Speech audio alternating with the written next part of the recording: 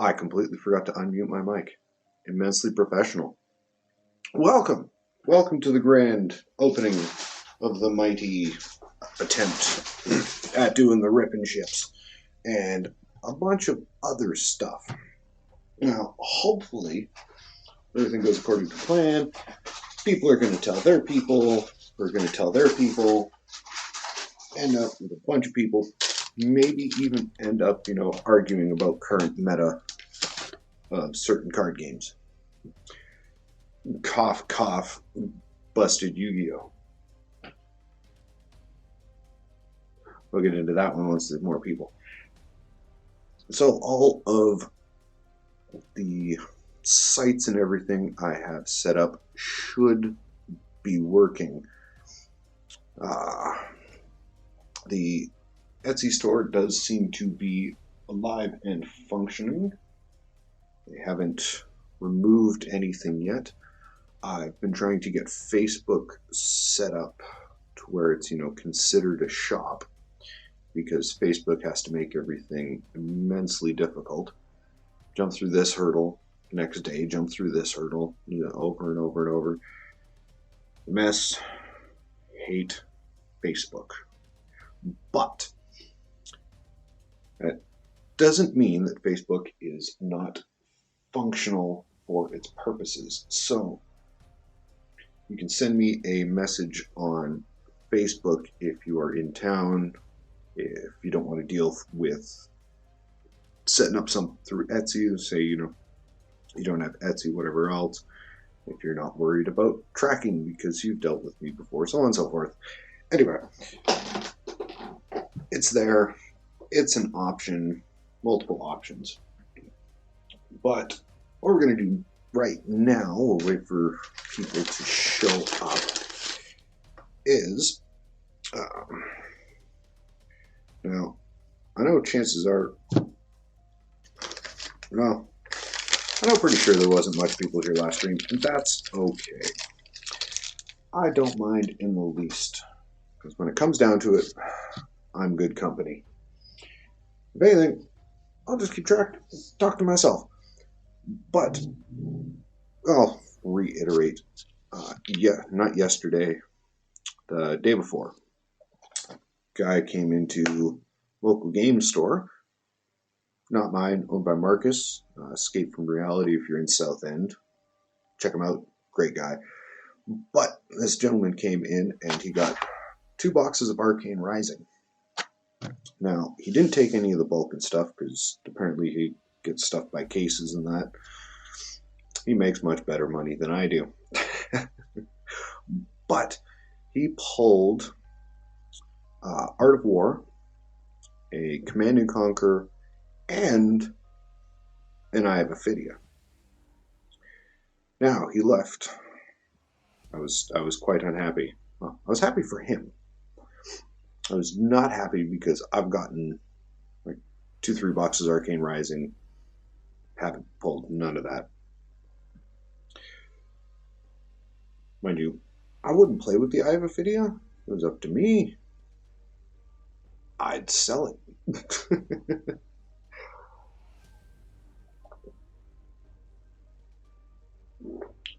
But.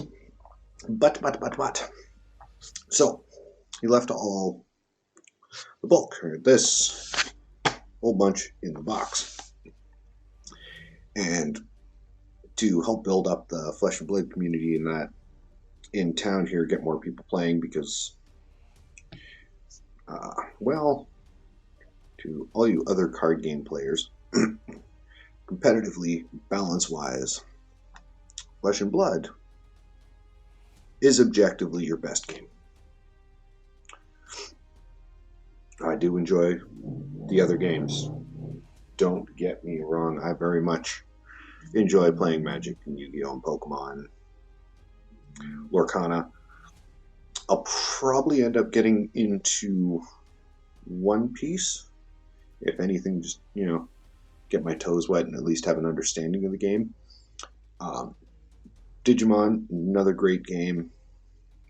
Still, after all the various card games I've played, Flesh and Blood is the best. Those who disagree, by all means, feel free to roast me. But we're going to go through a bunch of this Balkan stuff.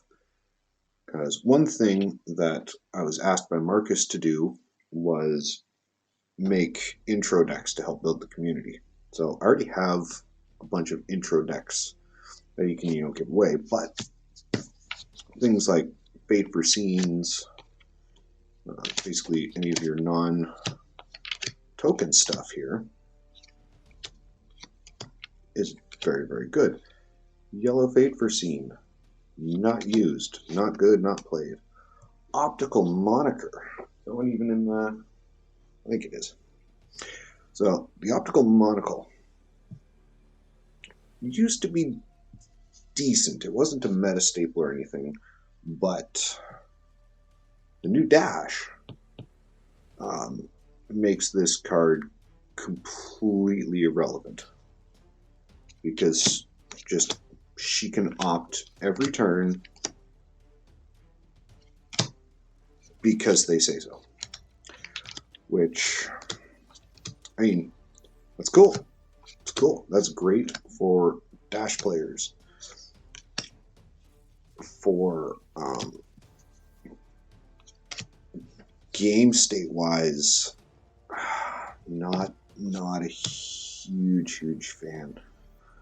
Hyperdriver originally used to be worth something. It was, what set was it? Not Dusk Till Dawn. There's one of the sets where they put in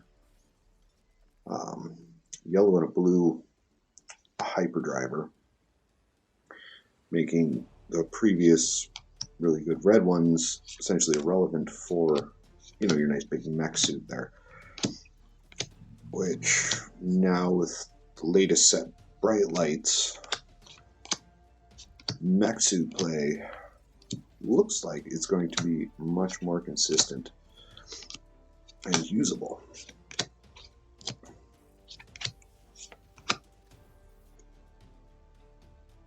Which I think was pretty cool, because I like the idea of the mech suit. It's essentially the same kind of idea as the Shadow Heroes had, where they could summon up their big demon ally once, you hit all the requirements. Same kind of idea, just for a mechanologist. Which, that's pretty cool. I do think the mechanologist one, generally speaking, is better than the shadow ones. Especially considering you can run a full rainbow of your mech suit. Or Shadow Heroes, you're limited to one card in a 60-card deck if you're playing Constructed. Or one card within a 40-card deck for Blitz. It seems, but it requires more. You need to have 3 hyperdrivers and blah, blah, blah. It's like, before, yes. Now, you have a hero that his whole shtick is make hyperdriver. Make hyperdrivers, go into mech suit, go burr. Alright, so out of this, got a whole bunch of tokens, which, they're tokens. They're tokens, they don't count for much. Bunch of other generic, just, honestly, hyperdriver is good. Is not worth nothing. The yellow and blue Fate for Scenes are completely useless. Equipment is always good, especially Nullrune stuff. Oh, what do we got? Oh, a fungus. A fungus. Let's catch the fungus. So I think I bought myself some Pokeballs. That fun little app that's under the video there. Cute little game, something to do in between or while you're waiting for your stuff. But just out of that token, somewhat sorted pile, 3 red Fate for Scenes, you can't go wrong with that. Because if I remember correctly, Fate Foreseen was worth, I think it was $1 or $2 for its thing. But the nice thing with Fate Foreseen is it's a generic, free block for 4 defense reaction, opt 1, scry if you're a Magic player. It is a great card that is usable in every deck. I think Mechanologist is the only one where you kind of don't want to run Fate Foreseen for the simple fact that you can miss on your Fate Foreseen. Yeah. So these ones regular $1 US. So you're looking $1.30 for us lowly Canadians here. Still, great card to have sitting in the back pocket. As no one caught it. Oh, I didn't catch the fungus. Still, good start to going through the bulk. And it's fun. I actually find it quite funny. Because when the guy was opening up his boxes and that, I was telling him that, Fate Foreseen is worth about $1 or $2. Good card, it's money card for commons, because normally commons, you're looking at 10-15 cents at the high end. And he went through it. Oh, I don't have any. I didn't get any. Oh, I finally pulled one. No. So the one he took with him, there were still 3. There might even be more within the box itself, because we've got 2 boxes worth of them. And he did take all the rares and stuff, so there's not going to be anything super high-end in here. But I know there's going to be a lot of good playable generics here. This is all generic stuff. Lead the Charge. That's a good one. Your Zipper Hits, Searing Shots. Read the Runes is just a great card. Especially for, my lord, Viscerai. So, Lead the Charge, not necessarily a money card, but still a very, very good card. Sunkiss is not really playable. You can get away with it in Commoner Kano. Commoner formats and that. You can get away with Sunkiss with Kano because you can just pop it off the top. It's a free sigil, basically. So it's good. Fervent Forerunner. Another decent card. In Op 2, you play it from the arsenal, you get Go Again. Very good. Ravenous Ravel. Awesome card in Azalea. Lexi as well. Any ranger, really. You can also get away with it in... If you're running Brute. If you're running a lot of reds, you don't have a lot of Go Again in that. You can get away with running Ravenous Rabble with it because it's a free, it's got Go Again. Can't go wrong with it. Index, when you first start playing, seems like a wonderful card. Useless. Not a good card. Same with Whisper of the Oracle. The nice thing with Whisper of the Oracle is you got the block 3 out of it.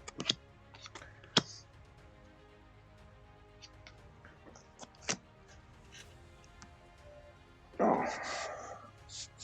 Apologies. Looks like I've been setting the cards up a bit too high. Still getting used to camera placement.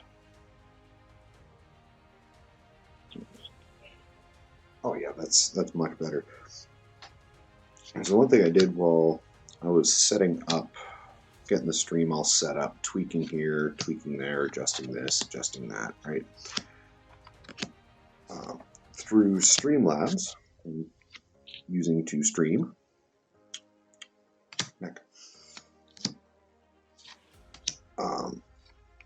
apparently you can just make merch through the dashboard,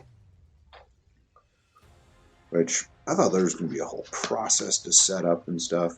Nope, nothing. You just click make merch, you go through the whole process, and then ta-da!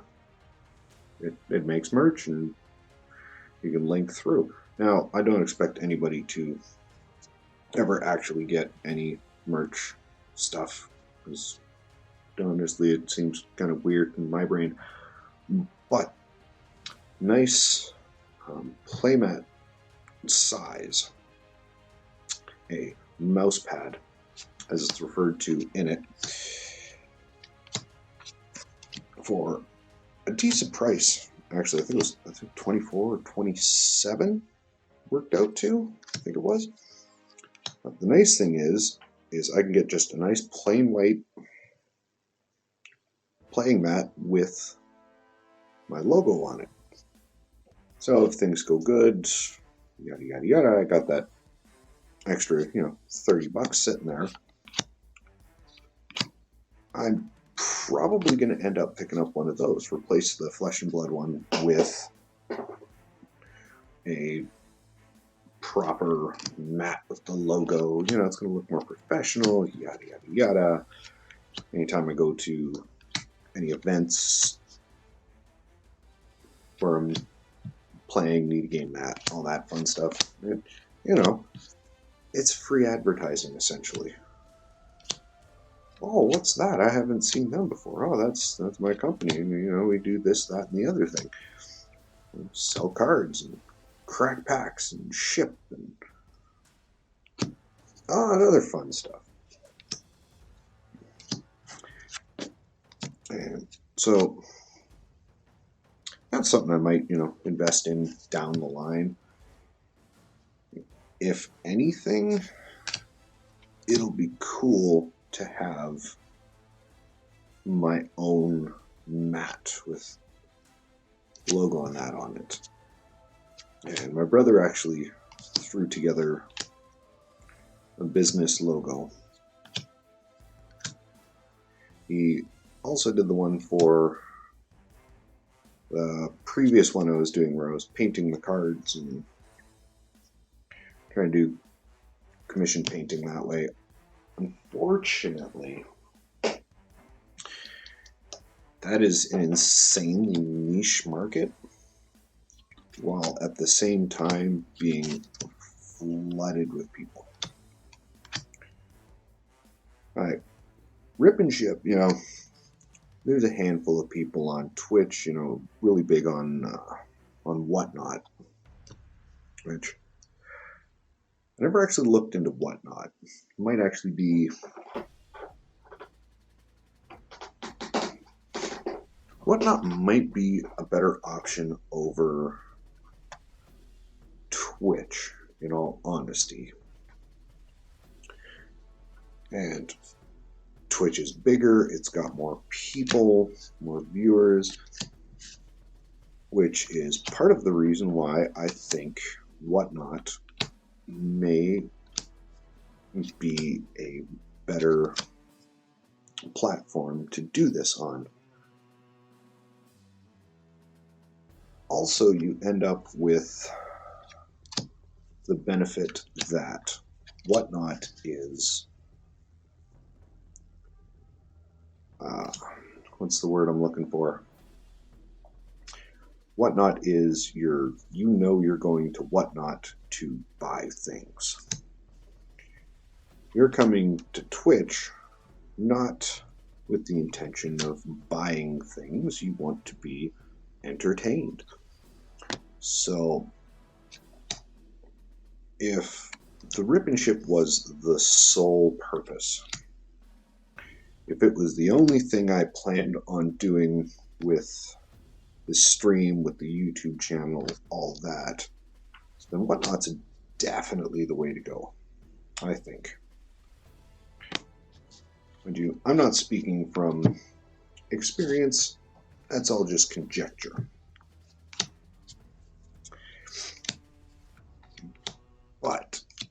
if I was going to do just rip and ship, then that would probably be the route I would take.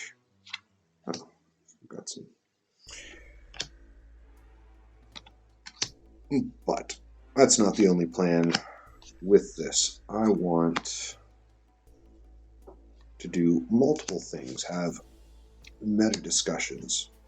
So let's say the majority of viewer base in that ends up being Yu-Gi-Oh, for an example.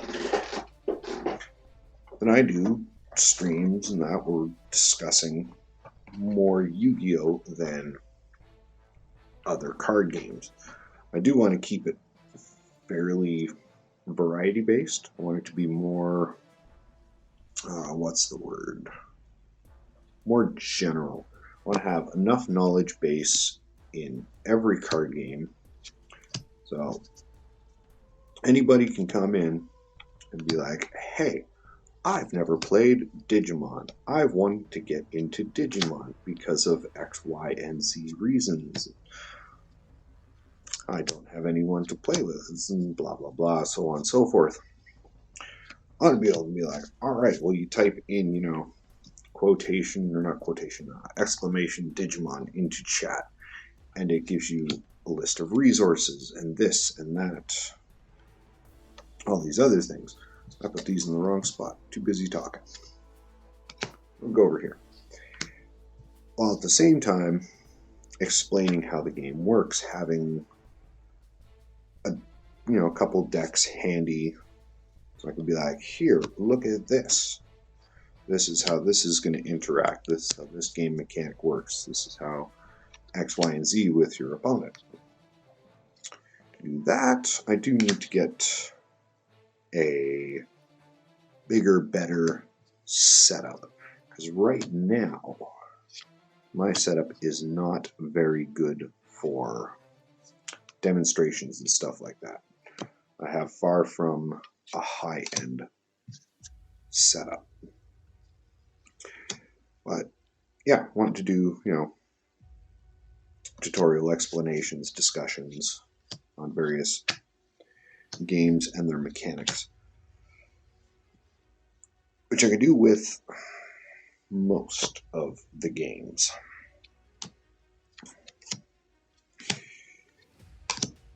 Now, I'm going to attempt on Sunday with Yu-Gi-Oh, because that's what's going on, and while there's actually players, I'm going to attempt on doing a stream with a bunch of games. I also may attempt on doing a stream with Pokemon on Saturday, but Pokemon is much busier than Yu-Gi-Oh. Lots of kids and stuff.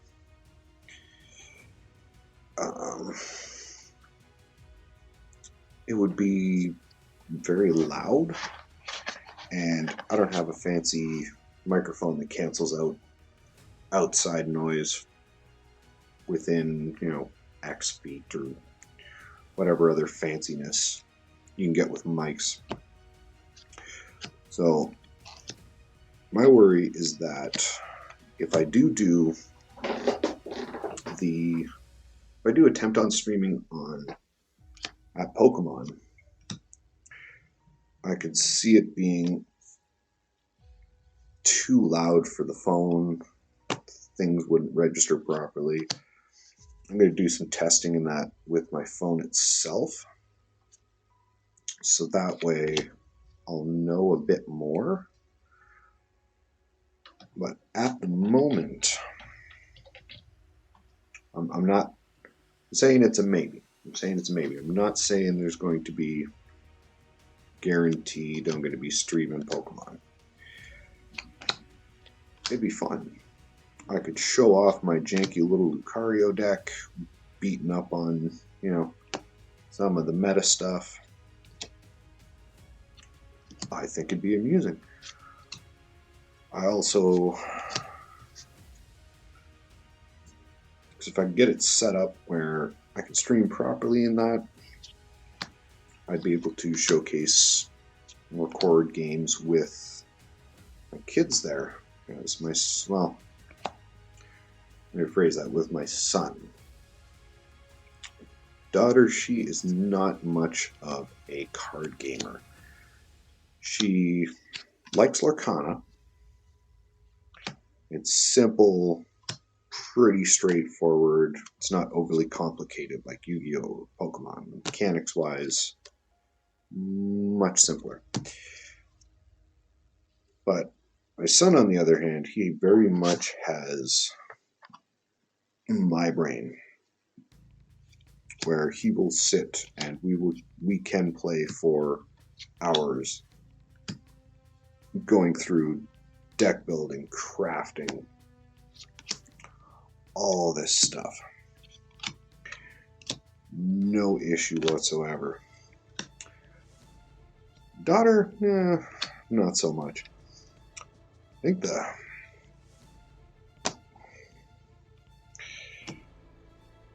one of the big limiting factors with my daughter there, she's getting close to those teenage years. Hormones and so on and so forth going completely out of whack and all over the place. So she always wants to do something, but never knows what she wants to do. And you got all the mood swings and all that other stuff too. And it's just, it don't work in my brain. Just don't work in my brain. But it's a thing. The joys of being a parent, you figure it out. You make it work as best you can. I usually fail miserably, but I try. Almost through the box here. And might do, at least for a little bit, what I did on yesterday's stream runs, testing, making sure everything was working 100% properly. Take the Pokemon community game that I got, a little extension for Twitch there, pop that back up on the screen because I still got it set up, I just don't have it open at the moment. Try and do some of the battles on there, get some experience from my Pokemon. Anything, take a little bit of a break from going through bulk.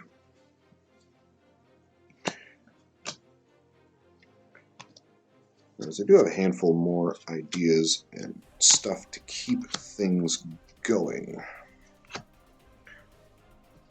Now, would I much rather be doing the intention of the stream? Sitting here cracking packs, losing my mind as other people, end up pulling better and the cards that I've been looking for and that I just can't seem to find anywhere? Yeah, I would much rather be doing that. But gotta wait for that.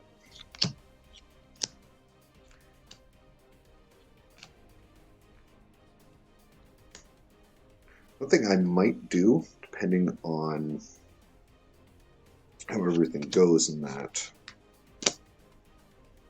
maybe I'll end up opening a pack or two just for myself. Make sure I note it down as a sale kind of thing. At least get that ball rolling, but it's hard to say. Because one thing I do know is there are a handful of other people that do this on here and have been doing it far longer than I. And so it's an established viewer base that they have.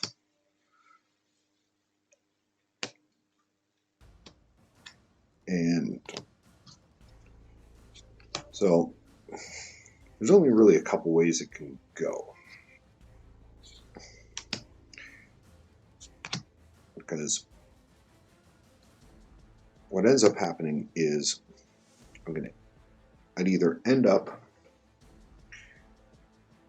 taking viewers and customers from them. If I had Pokemon came in and I had 151 in that, I could probably end up getting people just announcing that I had that on the shelf. Unfortunately, it didn't come in because 151 is insanely hard to get and come by. So that one wouldn't really be taking their customers or competing over their customers. It's just, well, I have the product and they don't, so they're, gonna come over here. The other option, the other way things would go is I bring in new faces, people that have never done a rip and ship or have been curious about rip and ships, and they're going to hop into the stream and give it a shot with just lowly old me. Unfortunately, that's not how people's mentality works. That's not how things go. People are going to go to the big names that have been established. That's why places like Walmart and McDonald's and stuff like that kick the crap out of the little guy.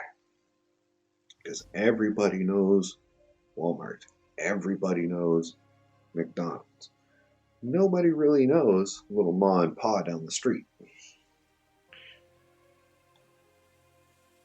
And why does McDonald's do insanely, or not McDonald's, Walmart do insanely well?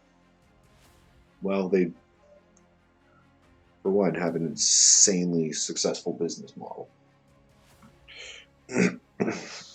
For two, they're a general one-stop shop for everything you want, which I'd love to get to that point with this. I'd love to have just shelves upon shelves of every and any product. I'm looking for the first edition's fossil set for Pokemon. Wanting to get a whole case, etc., etc. I'd love to have that sitting on the shelf. Got one of those whales that has, that obscene amount of disposable income. Like, sleeve the whole thing, crack it on stream, send it, blah, blah, blah, blah, blah. Hell yeah. That'd be awesome. I ain't got that much bank sitting around. Because if I did, I wouldn't be just, regular schmo trying to make it by in this world. I'd full on have distributors, and I'd have hassled the hell out of them to make sure I had everything on time. Oops. I apparently forgot some cards. That's alright. Quick enough sorting of them.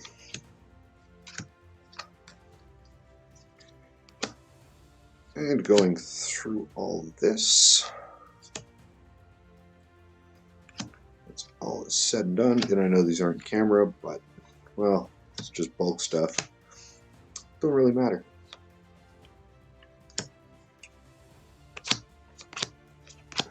Oh yeah, going through all of it, there has been no additional fate for scenes. It's disappointing. Be nice to have another couple fate for scenes sitting back in the boxes, but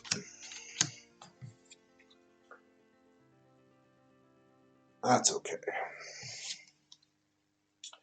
At least I got one additional set sitting off on the side, which is good.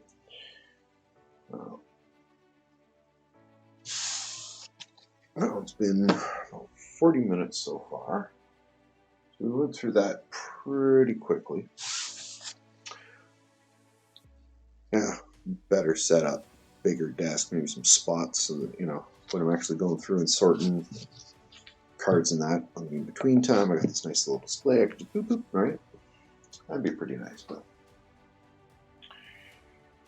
not currently. What I think I'm going to do, missed a couple. Nope, nothing exciting. Take a short break, run to the bathroom, refill my coffee, some stuff like that. Give people a little more time to start showing up. On the bright side, I now have another box for when I do cons, which is great.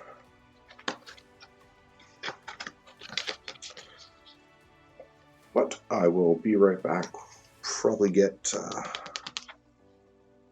little bit of discussion and stuff going.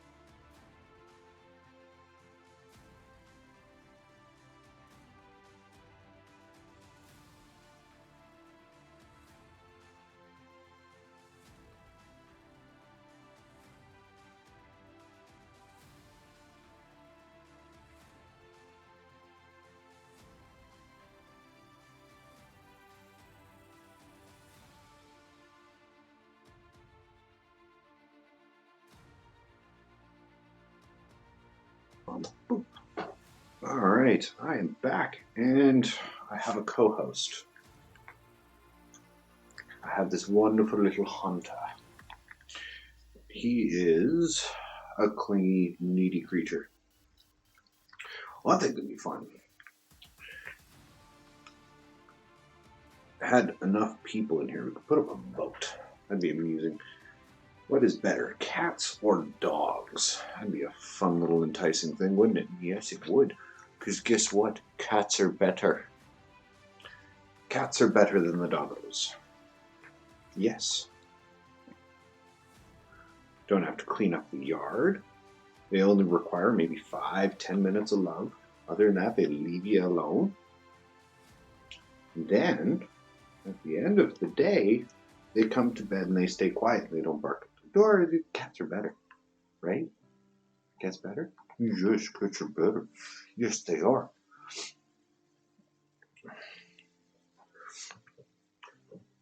Alright, now see, yeah, everything's showing up all nice and pretty like, yes, I know. You're neglected, nobody loves you. Yes, I know. Oh, don't hit my keyboard, dude.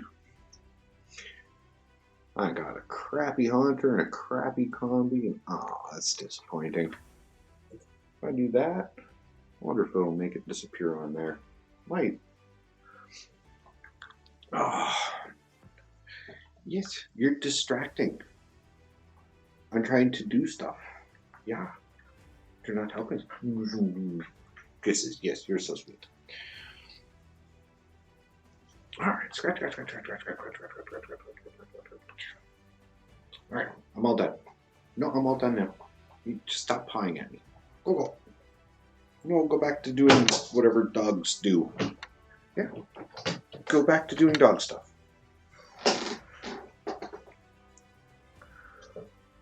Alright.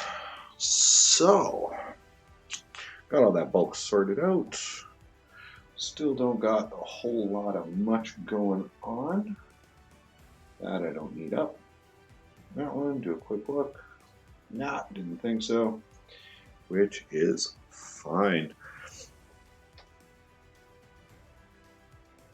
So, for those who are here, maybe lurking, it's not showing up, or I really don't know how Twitch works at all in any way. But I'm going to throw it out there anyway. If you haven't checked the actual store itself, I've got mostly Yu-Gi-Oh! At the moment, because Pokemon didn't come in, Flesh and Blood, the new set, didn't come in, lots of stuff didn't come in. But I got mostly Yu-Gi-Oh! I got a box of Age of Overlord, got 6 packs of Duelists, the Salomon Great one, Soul Burning Volcano, some Duelist Nexus, I got 6 packs of that, got 6 packs of Maze Memories, and then 6 packs of Grand Creators, as well as a box of Tales of Aria. Well, right now, at the moment, Tales of Aria is a dead set for all intents and purposes, because the heroes within Tales of Aria are all living legend in constructed, which they power creep that set a little bit, and they completely killed it with Everfest. Lots of great cards in Everfest, but the power creep from Everfest, Starvo, if anyone remembers Starvo there.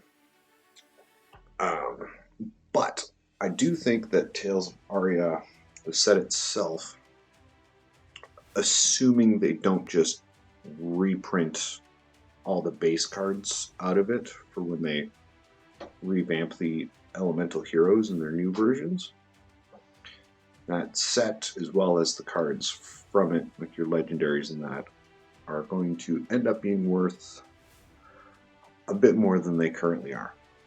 They also have the Living Legends format that they just released, so all the retired heroes are now playable in a format that honestly I think is going to be a fairly casual-esque format, they'll probably support it, but I don't think it will ever be one of those official, they got actual organized play stuff for it. Very much so, because Chain was absolutely disgusting when he was out. Starvo just stomped everything. So I think even in the Living Legends format, Chain and Starvo are going to be prominent for that. Now we're gonna make this a bit bigger for everybody. That way we'll have that little bit of viewness.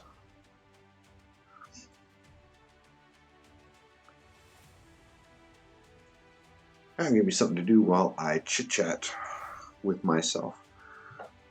I'm looking and I got crap. I'm going to take a look at my combi here. So, oh boy. I'm just going to sell him. Stats are garbage. He only sells for 90, so yeah. So I think Living Legends, that format, is going to have a lot of the same problems in that they had when it was originally out and about, or when before the heroes themselves retired. I think, actually, thinking about it, Chain's going to, I'm going to say that in the Living Legends format, Chain's going to be stronger than Starvo, for the simple reason he has access to the Duskblade. Duskblade was one of those cards that the quality control people completely screwed up on. And once they realized how busted it was a little bit too late, and it was banned before it even hit the shelves. I never actually pulled a Duskblade, sadly, but because it'd be nice to have in the repertoire just for, it's like, hey, let's play one of those busted game modes. I'm a Duskblade. By turn 10, I'm going to be at 10 counters. I'm going to swing for 30 each round because I'm Chain and it's busted.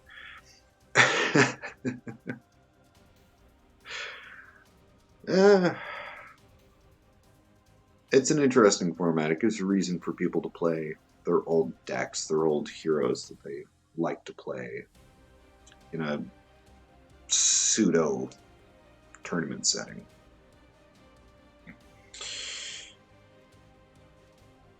It'll have a niche crowd, and that'll be about it. I don't think there will be any more than that. Now, I do have, thinking about it, should probably mention it instead of keeping it up in my head, because ADHD, that tends to happen. I have a bunch of singles as well. I haven't put them up on any of the stores and stuff. One reason I haven't put them up is, well, with Etsy, you're being charged for every listing. 27 cents Canadian, every listing. So, actually posting up singles that are kind of worth it. They also take a percentage too, because the hosting, they got to pay their bills too. I get it. But putting up a bunch of singles on Etsy would be very poor. It I'd end up losing money on it. But I am, however, trying to get the Facebook shop set up. I mentioned at the beginning of the stream, but for those who might just be joining, Facebook makes it insane. There's so many hoops to jump through with Facebook. It irritates me beyond words. But that being said, once I do have everything set up so that I can actually have that shop section on my Facebook page, I'll start putting the singles up there, because that way everything will be in one place. And let's say I'm opening up a bunch of packs from various sets. The listing themselves, I can deactivate them to where they're not showing, and then once I actually pull more, then I can adjust and reactivate them without any extra cost, because it's Facebook.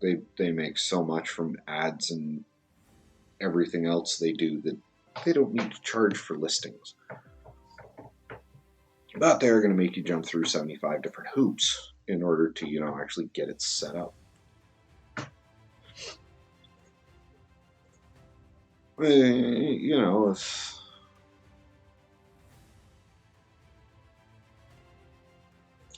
It's just kind of how it goes. So, if anyone is interested in singles from like Pokemon, Flesh and Blood, Yu-Gi-Oh, Magic, I do have them. I can grab them. I can go through them on camera. I'm gonna have a bunch of fun going through a bunch of shiny cardboard.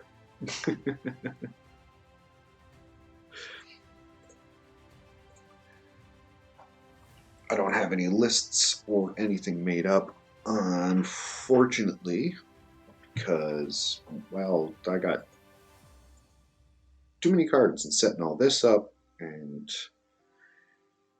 parenting and gaming and all these other things. I haven't had the time. I also only just got my computer back and then up and running and functional 3-4 days ago. So what I'll end up doing at some point is getting an Excel spreadsheet set up, go through, make a list of all the cards, their current price points with their market value there, this, that, and the other thing, and then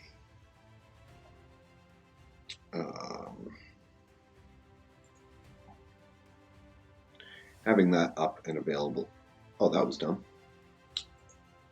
My poor little Cubone, he almost got squished. Sorry. Oh my god, a wild Garbodor.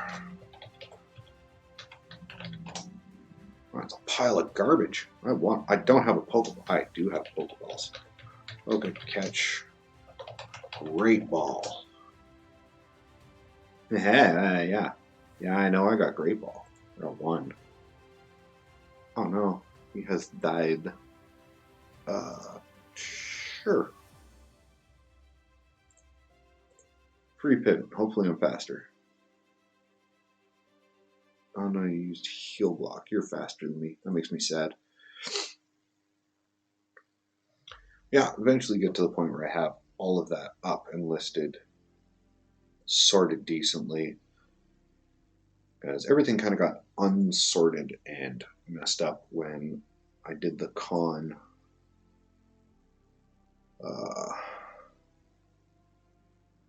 back in September, so last month. Did the con, and the con was good. It wasn't as busy as I was hoping for,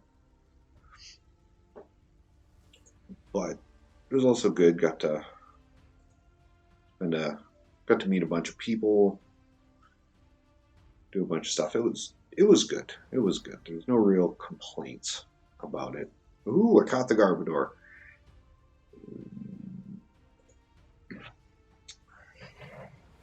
No. Oh, that's everything. Oh yeah, right. My Pokemon's sick. That's why everything's faster than me. But it wasn't as profitable as it could have been. So there was a bunch of sealed stuff we were bringing in for it. I mean, the buddy I was doing it with, and none of it came in beforehand. Let's see, Garbodor's okay. What do we got? Poison Tail, is that a physical move? It is a physical move. Boo. Venoshock's not. I don't think it is. No, it's a special move. Okay. I mean, he's okay. Spark and Venoshock are nice. Poison Tail, Thunder Punch are meh.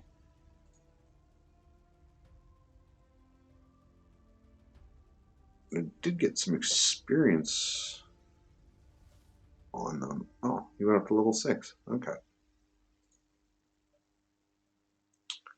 Fair enough, fair enough. So come the next con with doing the singles and that.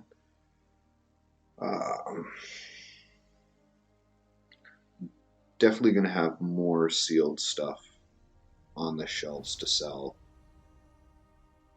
And hopefully a bit more variety with the sealed stuff. Because when we did it in April, we had some sealed stuff, but there wasn't enough. There goes maybe a box and a half worth of packs. Sold an okay amount. It was an okay amount. But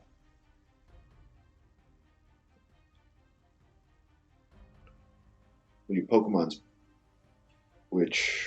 the biggest one in town here. And the last few sets have been nobody really wants them. There's not a lot of value or much for chase cards in them.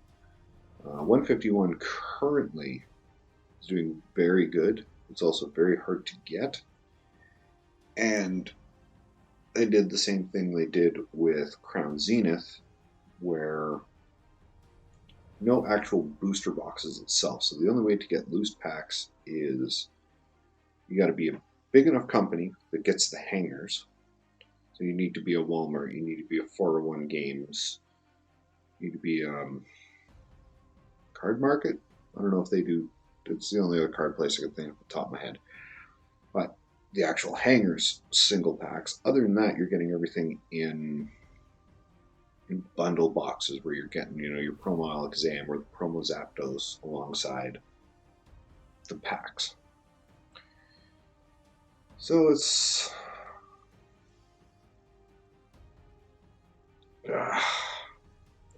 I get it. It makes the set and the packs themselves worth more, but at the same time, it just neuters everybody else with packs. Like anyone in the singles market, unless you're pulling big, you're definitely losing money because, was it 401 Games? Was it 401? Yeah, it was 401 Games. Single pack of 151 they were selling at $9.95. It's $10 a pack.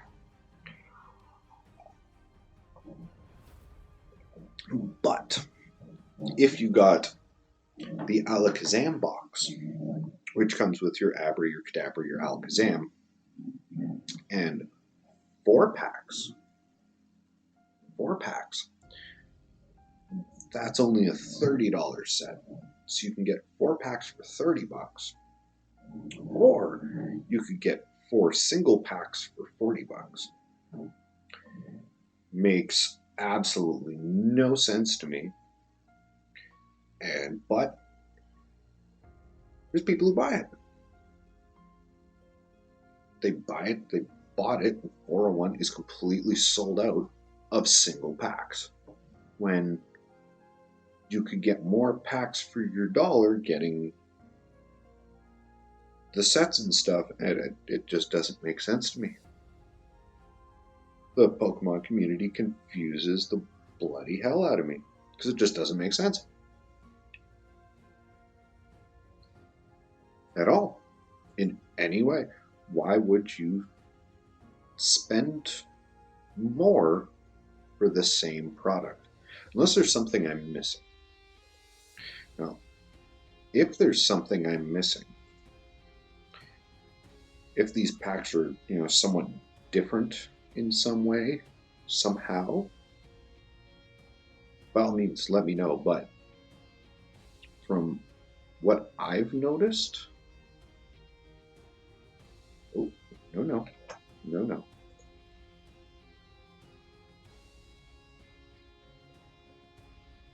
Oh, it didn't unlock it. All right, let's try that.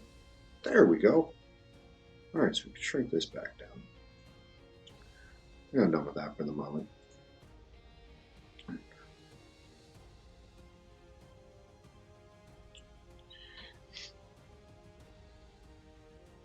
Yeah, I mean, it doesn't make sense.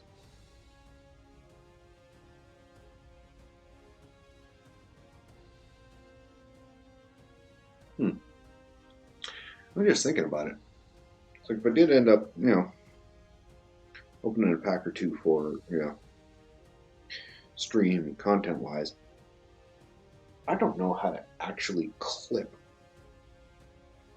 with Twitch. I don't know how to make clips. I don't know how to do it. And to be fair, I barely figured out how to actually do the stream itself. With every hurdle that I jumped through and so on and so forth, and all the madness associated with it. Yeah.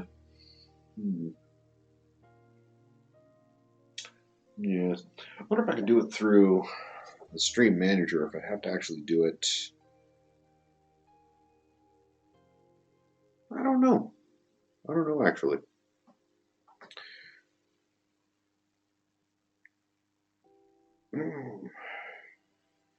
Gives me follower goal and stuff. Share stream raid channel. Add stream. What is a stream marker? It added it. What is a stream marker? I'm so confused. I don't know what a stream marker is. I clicked it. It's added it. Help! Okay, so unplug that. Plug my little side thing back in. And man, oh man. Very, very quiet day. A little disappointing, but then again, it is 1 o'clock on a Thursday. A lot of people are probably working and this and that and the other thing, right? Which, I get it, but there's also a lot of people who aren't. I don't know. I'm going to make this smaller, though. Seems a bit too big when not actually playing it. So you know what? I'm not actually playing it. So have it bigger for when I am actually playing it. When I'm not playing it, boop. We just make it disappear like that. Close your eyes, it goes away.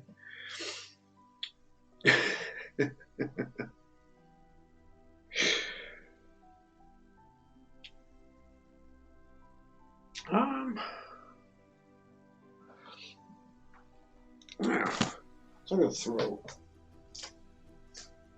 gonna throw some things onto the desk here.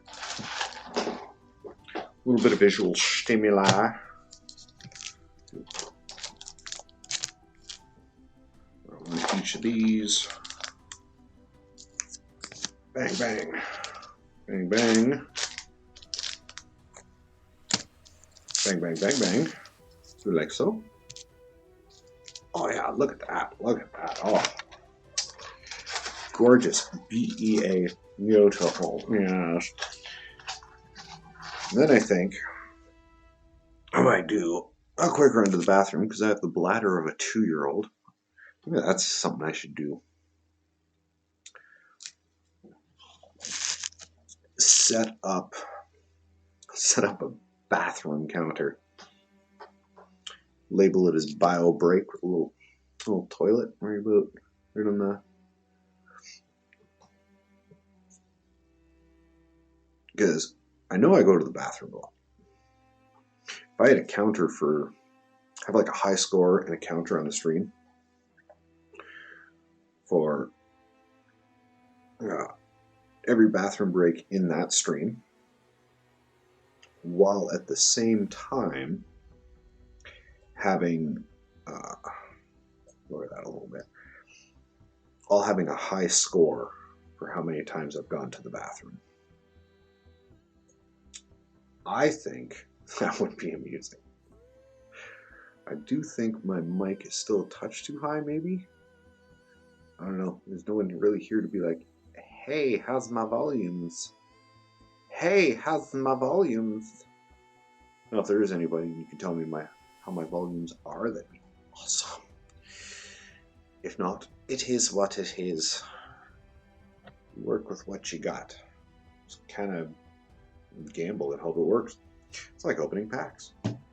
All just one big gamble. A nice little casino. The original loot box. Lottery tickets.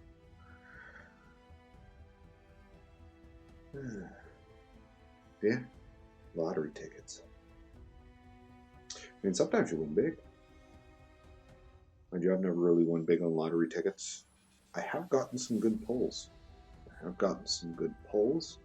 Unfortunately, that kind of gets offset by the amount you have to open to get the good pulls.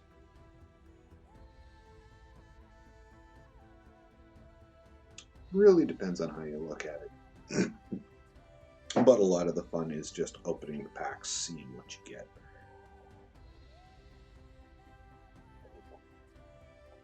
But I am going to go quick bathroom break. I'm not even going to bother switching the screens and that. Leave all this shiny, pretty looking stuff sitting here. So in case anyone does show up, you go to the store and be like, oh, does he actually have? Yes, I do. I do have it. It's here. You can see it in all its glory. I shall return.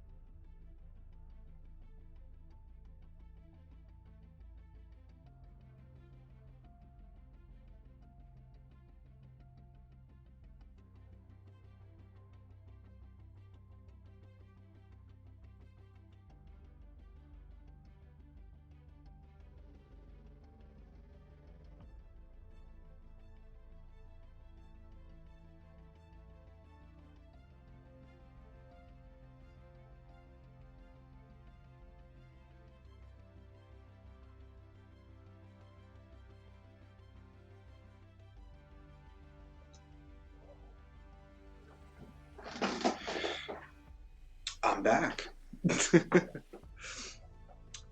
Oh no, I missed catching a trubbish.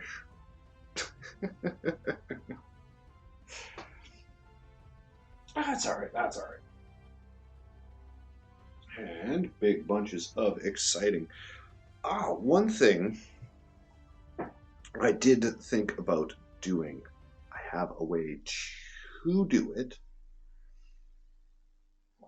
using it's a program called Duo1. It's a very streamlined mobile capture that goes directly into the computer. I was thinking about doing Pokemon Unite, since you can only play it mobile and Switch. Well, I don't own a Switch, so I did think about doing that. Maybe have like a play with viewer kind of thing, but that would involve funds and time and effort that I don't really have currently at the moment. Maybe in the next little bit. We'll see, because I'm going to end up having a more consistent schedule. What I'm currently thinking, I mentioned this the other day, but I'm going to mention it again. Tuesday and Thursday, have those as the main big streaming days for Kraken packs and that. And then probably every other Saturday when I don't have the kids. Because Wednesdays is Fab at Locals, which hopefully we'll be able to build up the player base for that. Saturdays will probably be evening supper time-ish when I actually get around to doing those ones, because if I can get to League, do League stuff, maybe record some games while I'm there. Actually, when it comes to the Pokemon League, I might not live stream that just because, well, the noise of it, but I can record the games, speak over it afterwards, do a commentary on them after. A little bit extra time and effort, but I think it'll be better. It'll also give some extra variety to my channel, which now I can start doing a little bit more with. Now that I got my computer back and I can actually edit videos properly. Sundays, maybe stream on Sundays, because that's Yu-Gi-Oh! Either stream it or do the same thing as Pokemon, record the games, commentate over it after. What else are we looking at? Wednesday, record games. If the community gets up enough, have a bunch of different games and stuff. There is Friday Night Magic, which I'm not a big Magic player. I enjoy Magic, don't get me wrong. I enjoy Magic. But Magic is if I'm playing it casually, awesome. Playing it casually, perfect. I'm having fun. With the exclusion of the example I'm going to get to, competitive Magic is just, it's dead. Competitive Magic has gone to the ringer. There's the dedicated fan base, but it's in a horrible state. I do enjoy playing casually when you exclude the whole mana system itself, because you're either getting mana flooded or mana screwed almost every game. It's just, it happens like every game. I've rebuilt my decks, tweaked the decks, but it is such a broken resource system that I just can't play it beyond casual because it's too much. When I sit there for 6, 7, 8, 9, 10 turns with only 3 land, it's like, ooh, I'm not really playing. That's one of my biggest gripes about Magic. There's another game, Sorcery, I think it's called, where they have a similar idea to how Magic does it, but your mana and your deck are separate. So, if I remember correctly, you have 3 or 4 land in hand, and then 4 or 5 of your actual main deck cards in your starting hand. And then each turn you get to choose whether you draw from your main deck, your actual playable cards, or you draw land, enabling your more expensive cards that you have in hand, so on and so forth. So you're never mana screwed, you're never mana flooded.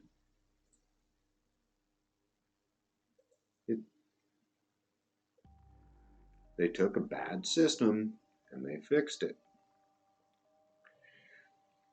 Yu-Gi-Oh! Your cards are your resource.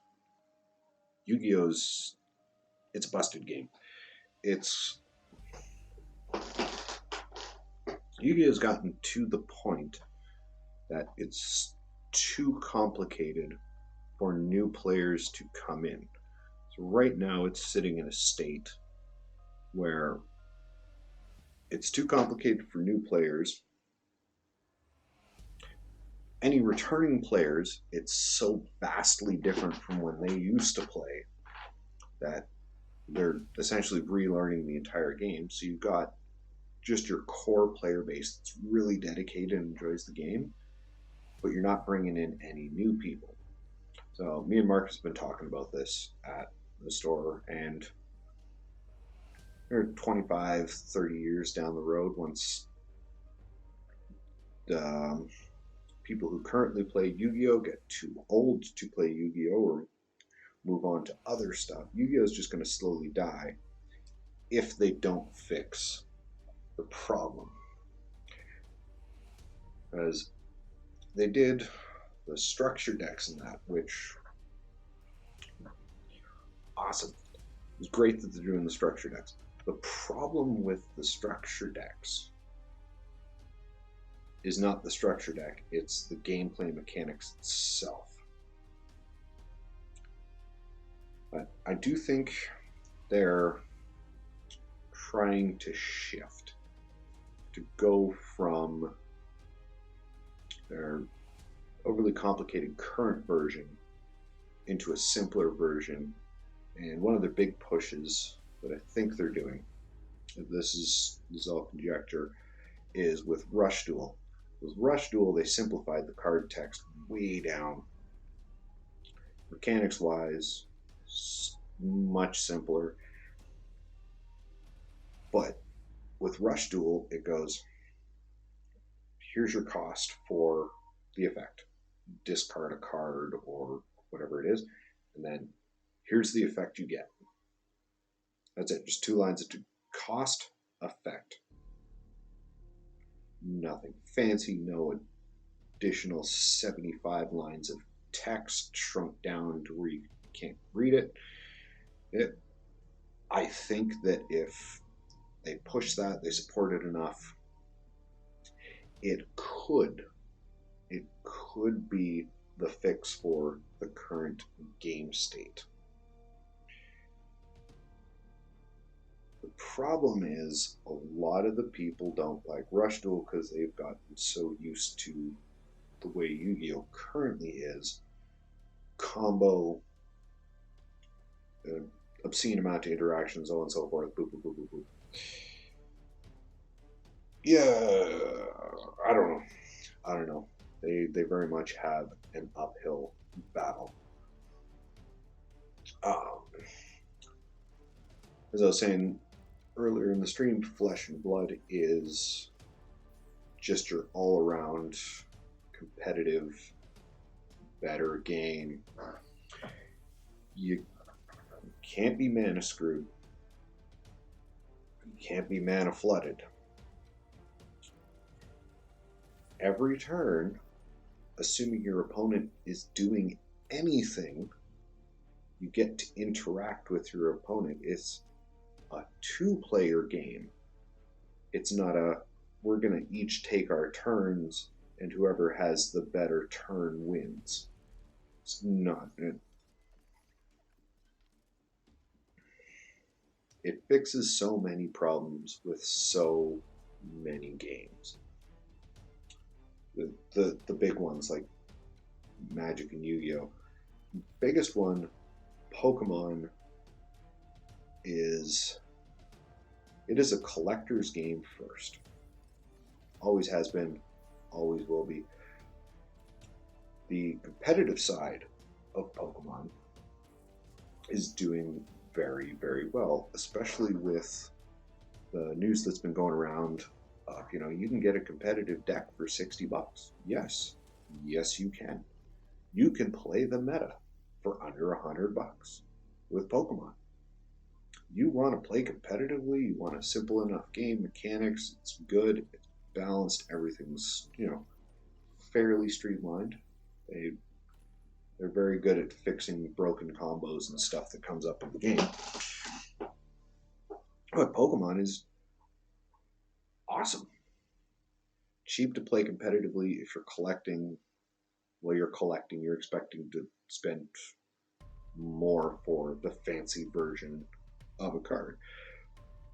But if you're using just your bog standard non-foil, everybody pulls 5 out of the box type cards, you're set. And because it rotates, they actually rotate, unlike Yu-Gi-Oh!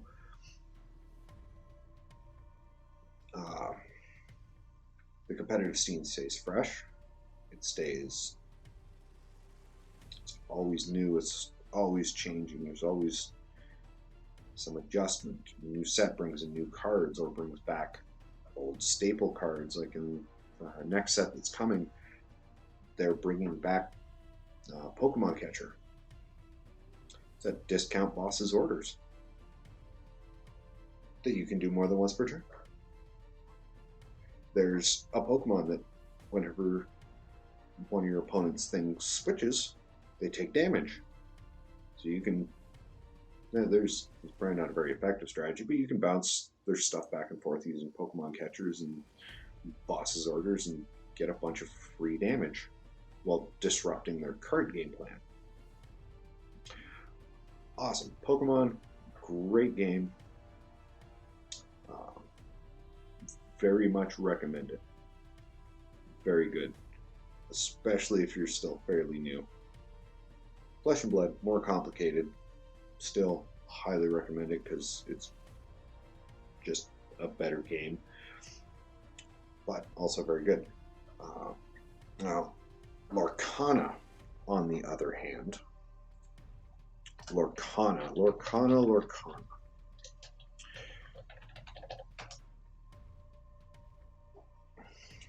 Lorcana itself is an insanely good game.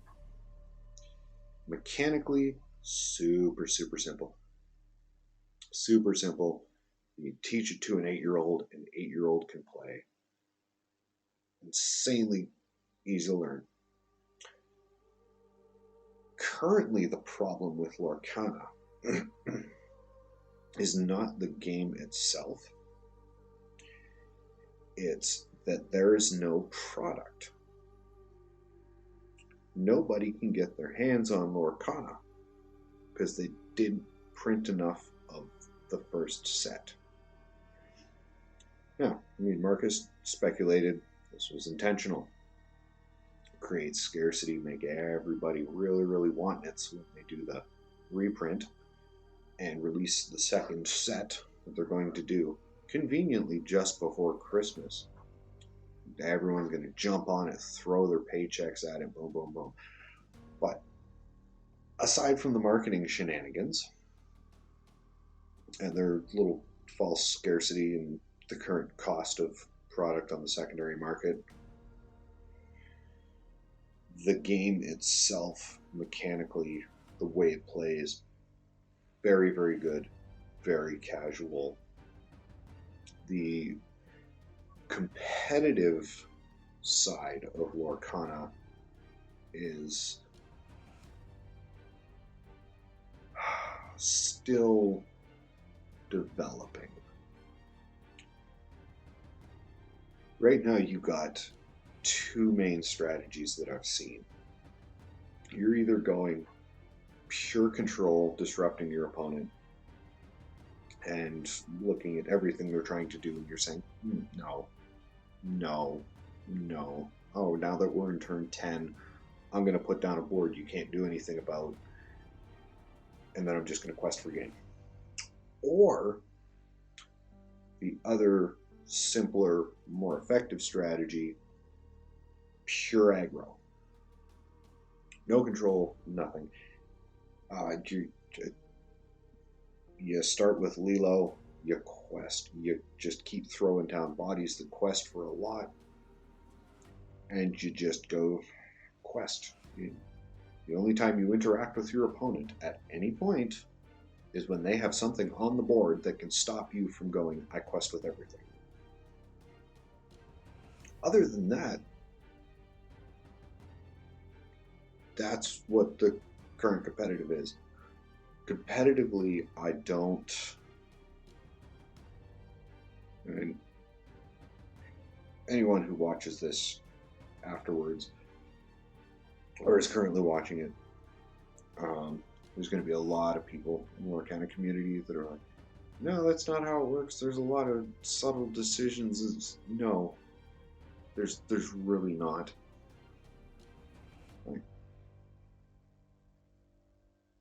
If you take the gameplay and the analytical processing that you need to do for Lorcana and compare it to Flesh and Blood, Lorcana is just baby steps.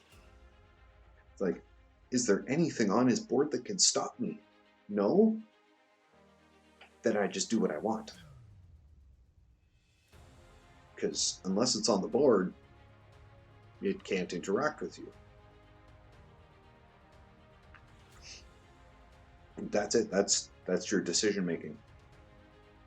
Do I need to kill something on his board to prevent him from winning next turn? Yes or no? Yes, okay. Do I have anything in my hand that can kill it? Yes or no? If yes, that's your play. You play it, you kill their thing, they can't win next turn. Congratulations, that was your complexity. And if they have something on the board and you don't have something in your hand to stop them, well, then they win. That's it. There's no finer interactions because you can't see anything in their hand. And then on their turn, you don't have any interaction with your opponent. So if they have an out in their hand, you got to take it. There's no real fancy, fine, big brain plays in Lorcana because it's a simple game.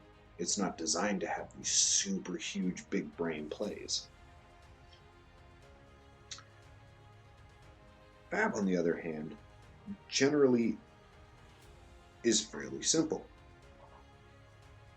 But in comparison, there's a lot more big brain and thinking in Fab. Because, like, you got pitch stacking, you have a little bit of card search depending on your hero.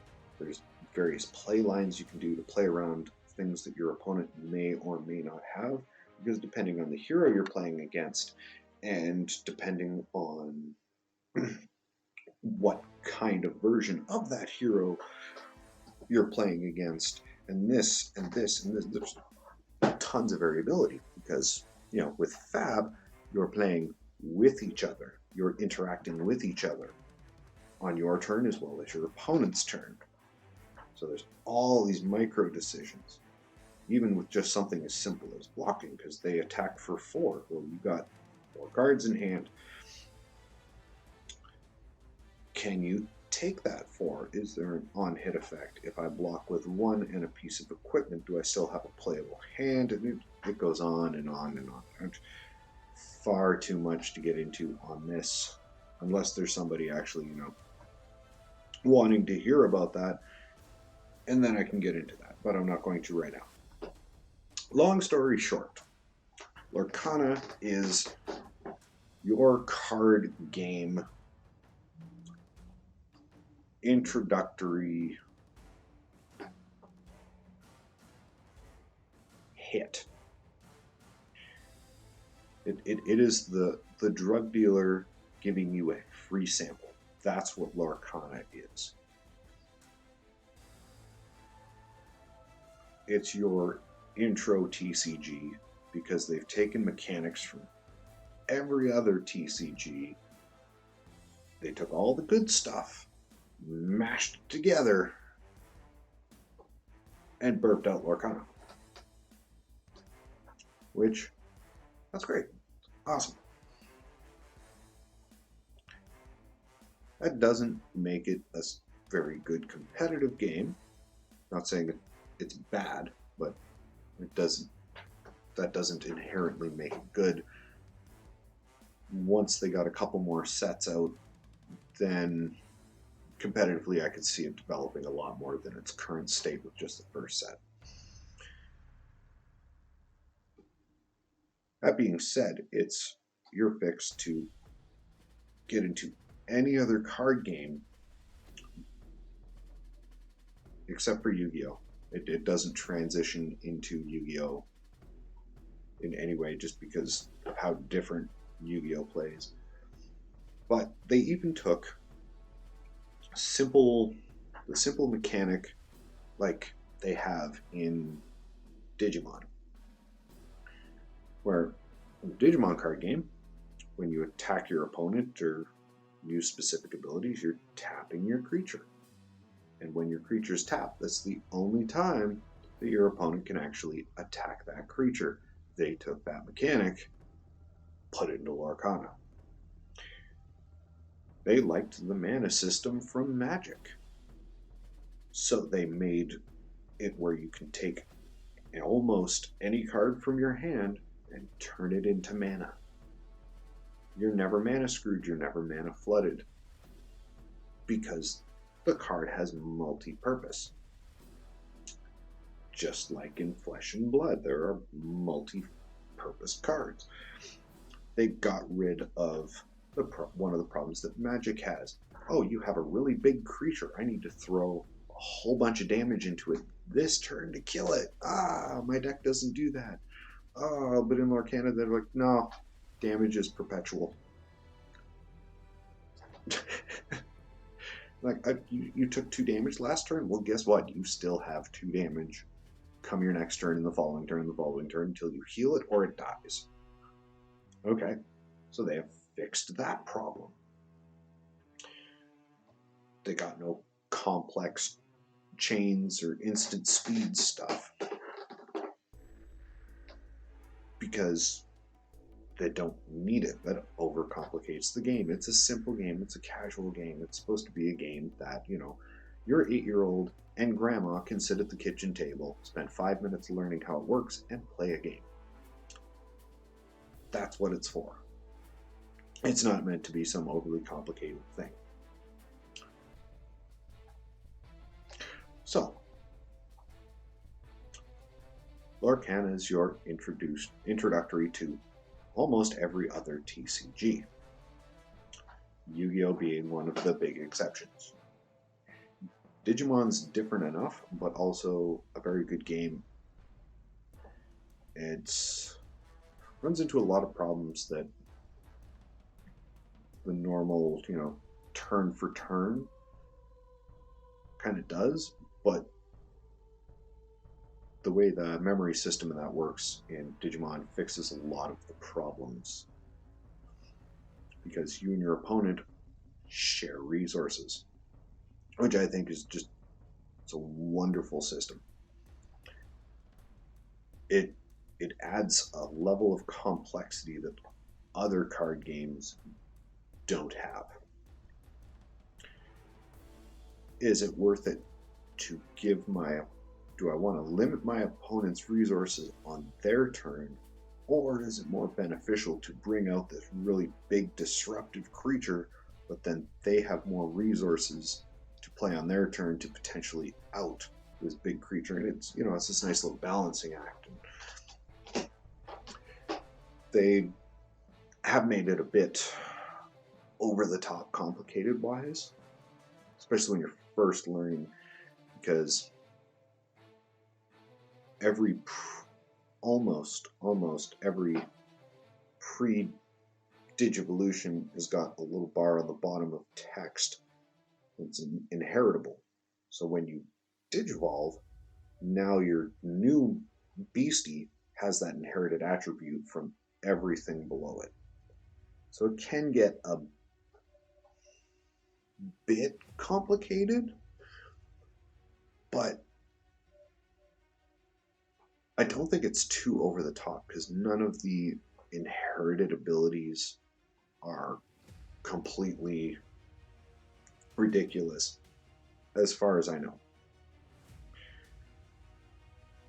I know that the activated ability on the Digimon is definitely more powerful than whatever its inherited ability is. So even if you're getting a similar version of it, it's going to be a much weaker version than the previous one. And that is honestly good game design. Also, fun little factoid, not only can you play competitive Pokemon for under $100, you can play competitive Digimon for under $100. All in, every card bought as singles, Pokemon or Digimon.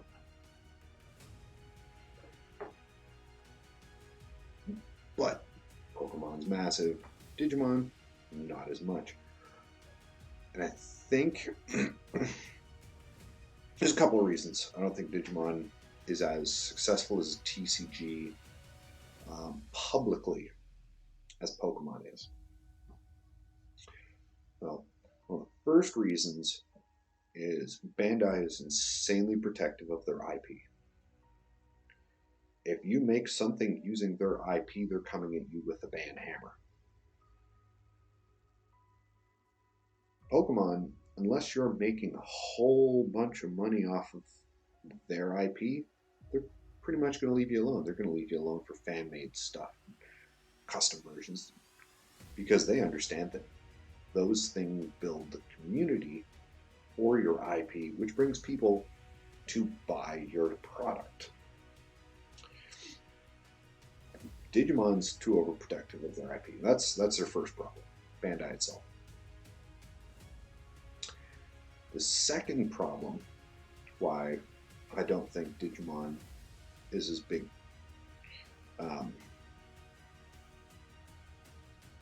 with everyday people is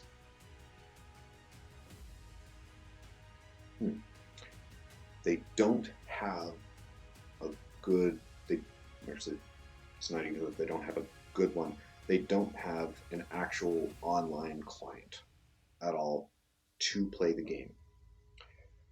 They did recently, I think it was just last year, maybe the year before, might be a little off on my time, but they released a tutorial for the card game. It comes with like 3 or 4 decks you play against a computer. Awesome. Cool.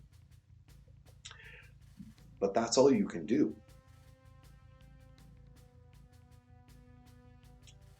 It's a tutorial for the card game, where Pokemon, Yu-Gi-Oh, Not even Fab and uh, Lorcana, you can play through various web browsers, where Yu-Gi-Oh! And Pokemon, they have full-on dedicated clients for their card game. Yu-Gi-Oh! Being dumb as stumps, have a completely different rule set for their online version and their Japanese version here, but that's beside the point.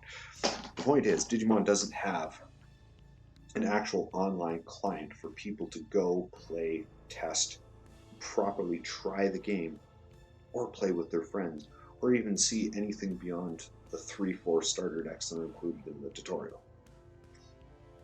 Like, that tutorial thing, that's a great starting point. But that should be the intro that new players get into your actual card game app. You guys make more than enough money to hire a couple coders to make a proper client and keep the card database updated, make sure interactions and everything work. Not only will it bring in new players, it'll bring in additional money for the company. It's going to grow your in-person player base as well, because playing cards online is not as good as actually going down to your local game store, sitting down with your buddies, and throwing down some shiny cardboard. It's not. And unless at some point Bandai gets their thumb out of their butt and actually makes a proper client for their card game, they're going to get swallowed by everybody else. It doesn't matter how good your card game is. If it's not accessible, people aren't going to play it. Let's say you got, 200 people in a town. Let's say, random numbers, 200 people in a town playing your card game online, playing it through your client. Let's say only 10%. 20 of those people want to go to the local game store, play in person. Okay, so now you've got 200 people playing your online game, buying your gems, buying your booster packs, doing that whole microtransaction online shenanigans. Right there, you're making money.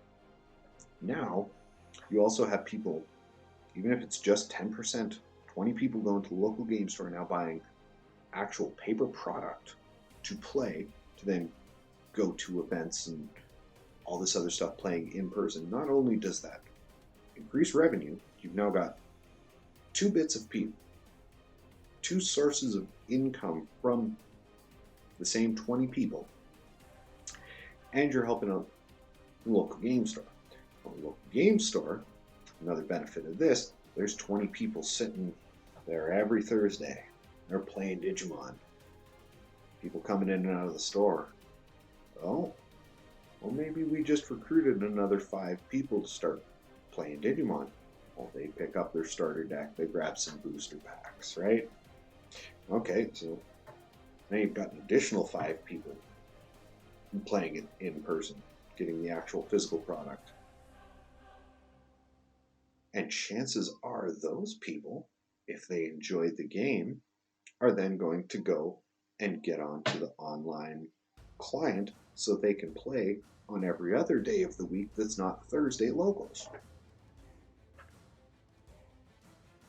In order to have your damn card game be successful, make an online client.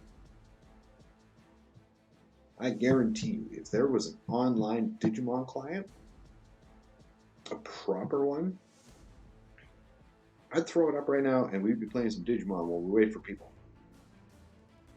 Because it's a fun, good game, but it's not accessible. Yu-Gi-Oh! Is fun at locals. It's enjoyable at locals. As soon as you start getting into the competitive version of Yu-Gi-Oh!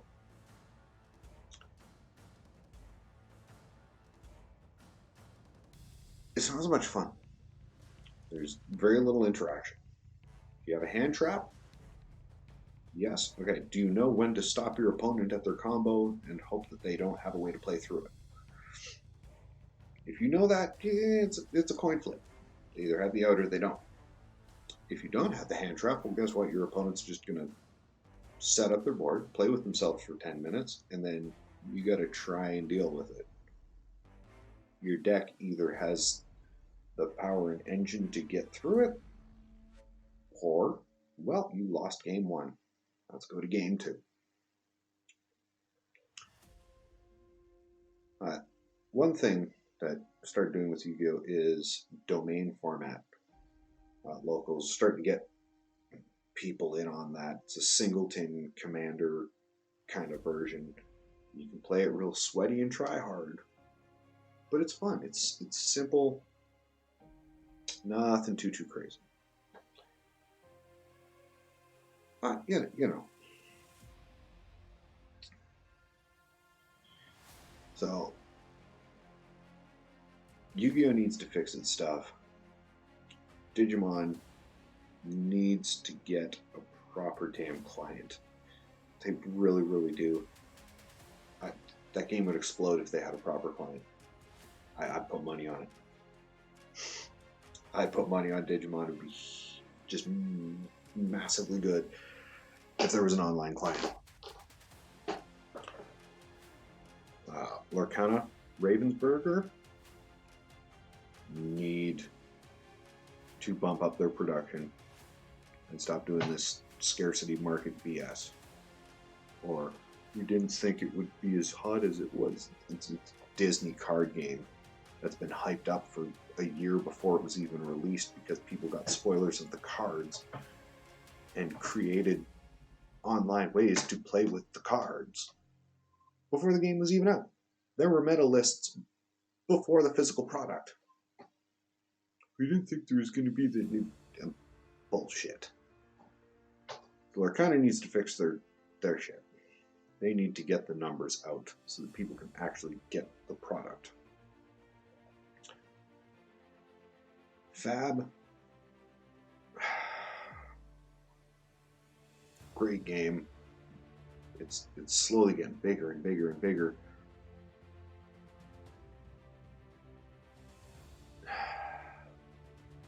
Unless you have, fairly competitive people wanting to play or in your area, it's hard to get people into it.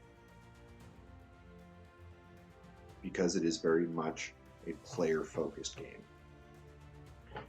Magic, Wizards, I could probably rant on for an hour or two on all the things that they need to fix. But I'm not going there. Not getting into Wizards and their stupid predatory practices. Exploiting their player base. No. But I am going to do have myself another short break here.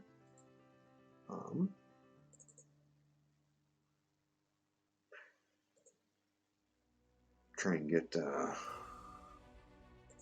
Facebook loaded back up because it decided to just not. I'm not really sure. A quick check on my phone here. I don't think anything's exciting. No, nothing exciting on my phone. It doesn't look like I got any Facebook messages or anything. Definitely haven't got any text messages because I'm such a popular guy.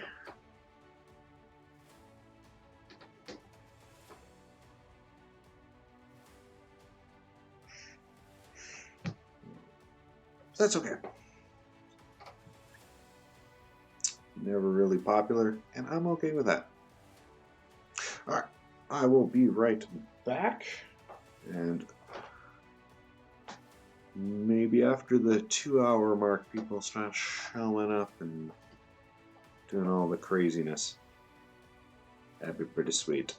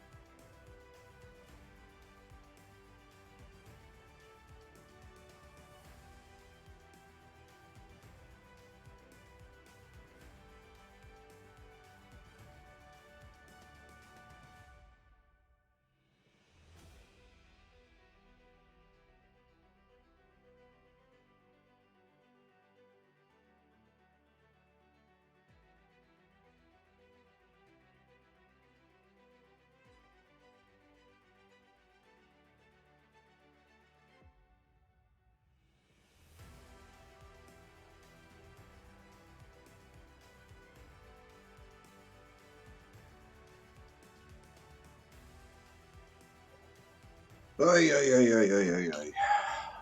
Man, oh man, oh man.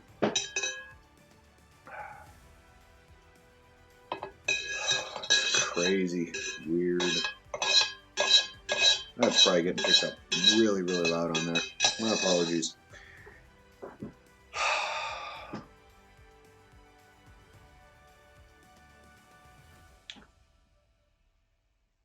So how does it work? Because I know that there's tons, tons, tons of different channels, stores, and ways to do things out on the internet. How do you get into it? How do you break into that internet? How do you get yourself noticed? How does it all start? I mean, I've tried with the painting, doing this. I tried with gaming. My computer couldn't handle the gaming at all. It was just a big poo-poo. Did not work worth a damn. It was glitchy, laggy. It wasn't worth it. Right. Is there a formula? Is there a trick? Is there some subreddit post that gets you all the views? I mean, how does it work? Because I'm not a big stream watcher type person. That's probably because my brain does not work like regular people's brains. You know, ADHD, lack of empathy, you know, all that fun stuff. How does it work?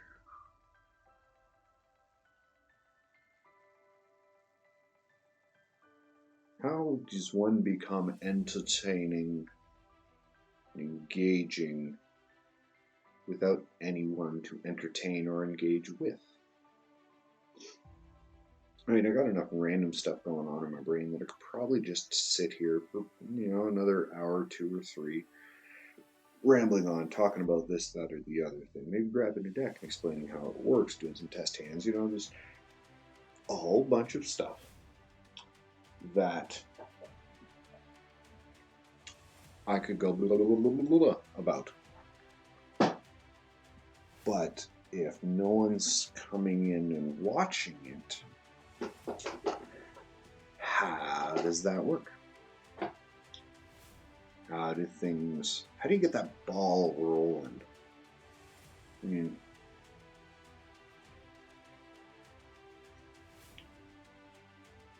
because actually, you know, thinking about it, I'm probably one of the worst people to actually be doing anything live stream wise.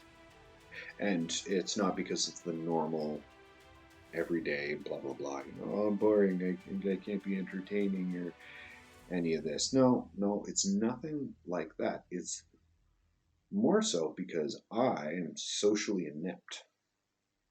Now let me explain. So when it comes to customer service and being out there and up front and da da da da da, I have no problem doing that. But outside of that setting, I'm not very amusing, right? Right? Great to talk to discuss things with, not, you know, all this fun stuff. When people interact with me, we're interacting. It's all good. That's ever only as far as it ever goes. So there could be a big party and everybody's invited. I don't hear about it till afterwards. And I'm not really sure why. Probably because generally in person, I'm pretty boring. Unfortunately, that kind of, what would be the word for it, skill set, that ability to be people wanting to have you around and stuff, I think that is something I don't quite understand, which would help doing something like this. So I think there's some kind of construct or something that I don't fully grasp that might be necessary in order to bring people in and do X, Y, and Z and build up the viewer base and stuff. I'm going to take and I'm going to put this one for sure. This grand opening, you know, things have been working, blah, blah, blah, blah, blah, blah, blah, blah. And I'm probably going to throw it up on YouTube. And I'm going to put money on, and I'm going to put some money down. I'll put some big money down. Or some decent money. Here's what I'm thinking. I've got these. Got some slabs. Some slabby slabs. So I'm going to put this stream up with all my ramblings and all that. I'm probably not going to edit it down because it was an insane amount of time for something that had very little interaction. It was just a whole lot of me talking, no script, nothing, blah, blah, blah, blah, blah. I'm going to put it up on YouTube. My prediction, my bet, is it's going to get little to no views. Like everything else on the channel, it's just going to be big bunch of nothing. Nothing's going to happen. It's going to just completely die. Watch time's going to just be non-existent. It's going to be just another dead video, which I get, I understand. It's YouTube. Same kind of problem with Twitch. There's a whole lot of stuff, and unless you're already bringing YouTube and Google a whole lot of money because of your ads that are getting watch time, blah, blah, blah, you ain't getting pushed. So, if for some reason this video goes, it won't. That's what I claim, is that it won't. It goes boom. There's even, you know, a couple hundred people, or even 100 people, and 50 people that watch, you know, a good chunk of it and actually make it to, you know, let's say this point. What are we at? Just after 2 hours. Make it just after that 2-hour mark. If the video does good, if for some reason this is somehow I push through the algorithm, then I'm going to take these. I'm going to gather up all the people that are following, that are subscribed on YouTube, and follow me on Facebook, on my actual page. I'm going to gather up all them names. I'm going to put them on a wheel or a randomizer, however it works. There's a couple different ways. And I'm going to spin 2 people. And I get 2 names. And I'll send one and I'll send one the other one. That's what I'm putting on the line. My last 2 graded cards on the line for if this stream video ends up making it anything even remotely worthwhile. But I know it won't.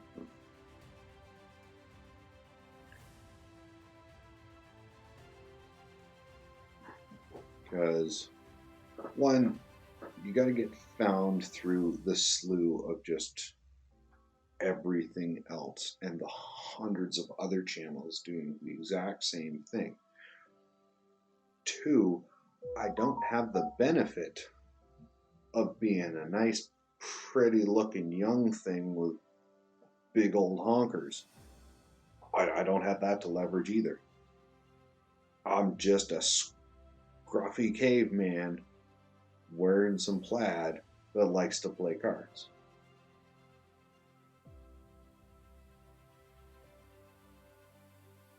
Yeah, and that's How many people want to come and spend time with a scruffy man that just likes to play cards? Ain't nobody want to do that. I got a boop boop boop. Oh. What is Reddit stuff?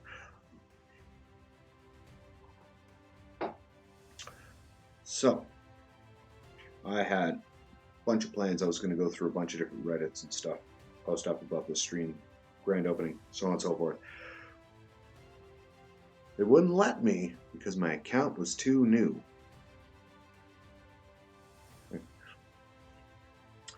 I've had a Reddit account like 3-4 years now. Or when I was doing previous streams, the previous stuff I was trying to do. Made a new one specifically for this because I couldn't exactly remember my previous login stuff. It was already automatically logged in, but I couldn't remember which account it was set up with and blah blah blah blah blah. Regardless, I couldn't post it up anywhere.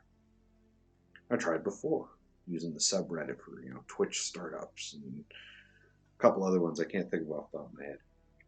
It didn't work back then, and this time when I tried to do it, I was told I wasn't allowed. I was like, come on, I'm trying here. I'm really trying. Because this is enjoyable. Even just me by myself, sitting here talking to the camera. Anyone hiding away in the background, hi. It's enjoyable. It's interaction. Because aside from going out and playing games, or taking the kids to the park, I don't interact with people. Even the people that I live with, I barely interact with. And if I do interact with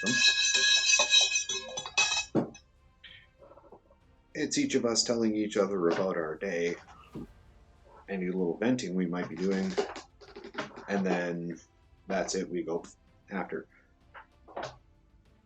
Well, interaction-wise, not really. That's okay. So this kind of fills that little bit of a void. I even tried using words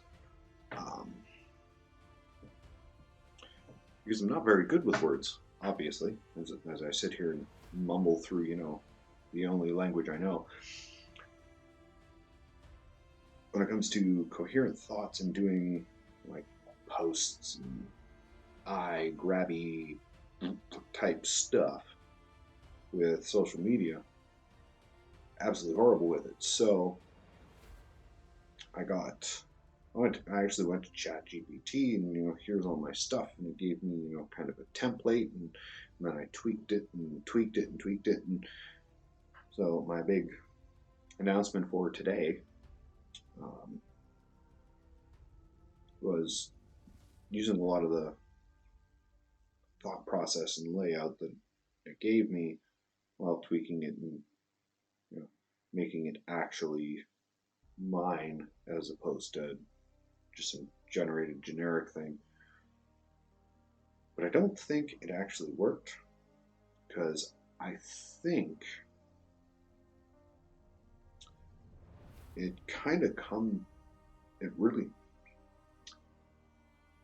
using that kind of layout and setup that it gave, at least it gave me the impression of, scam. Another one of those multitudes of scam things, because they're bloody everywhere. Oh, it's you guys, but it doesn't matter how many I block.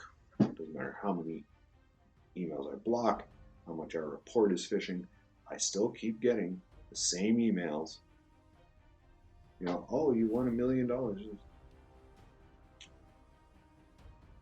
Email host people need to fix the damn shit. I am so tired of hearing about me being a Golden Tiger winner, winning $1 million. You know what? Plain and simple. I won $1 million. Awesome. You have my email. My email is set up with my bank. My bank has auto deposit. You don't even have to send me a password. You don't have to send me an email letting me know that I've won this $1,000,000. All you need to do is click transfer. Just give me my $1,000,000. Don't send me 75 emails. I'm not going to respond to your emails. Just send me the money I have apparently won. I had $1,000,000. I'd be living pretty. Because I am a painfully simple creature. I would probably I'd get myself some property and stuff. I'd invest in the real estate market. I'd get myself an actual storefront and bring in a bunch of the product I need, because I can do almost all of that for far less than, $100,000. So I can live comfortably for, like 20,000 a year. That will cover all of my needs. That will cover my rent, any side expenditures I do. Easy peasy. Well, nowadays, probably 25 to 30,000, just because, inflation, all that. Now, if I put 30,000 aside for me per year, I invest a chunk into, getting a property that I can have the store on, have an apartment in the same thing. I do all this just because I enjoy it. Sell cards, play games at the store. Perfect. Hobby setup. Maybe get some other properties, get them fixed up, set them up as rentals. Still have, because I'm not going to buy the buildings outright.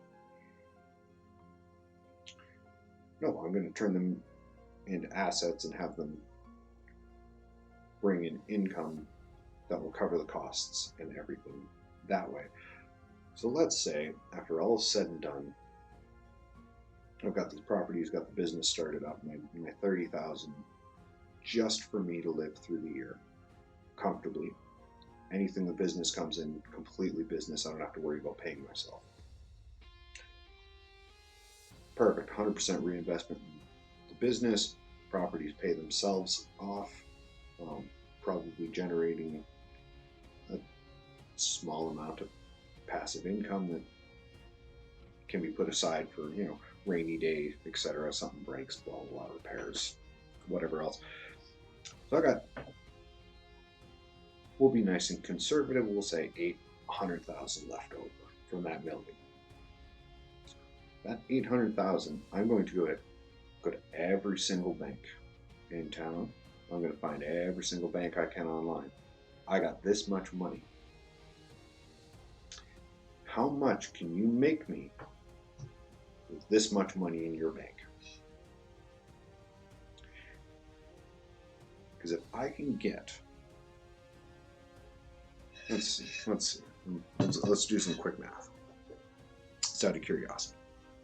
Since I'm on this nice little tangent, gotta wait a minute for my computer to load up the calculator, because my computer is so bad.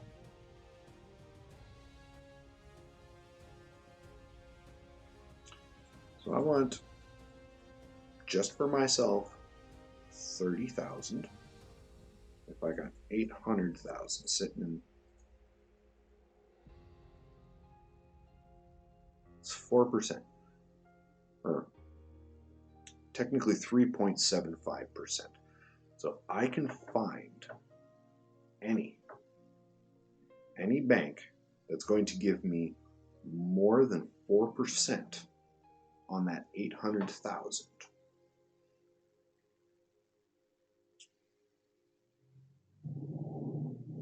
Not only will I be living off the interest alone at my 30,000 a year, the business would be taking care of itself, the rental buildings would take care of themselves, each generating their own bit of profit.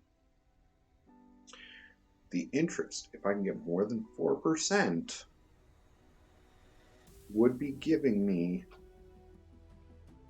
I would be making money without any of the additional assets if I can get more than 4% on the 800,000 that's left over after investing.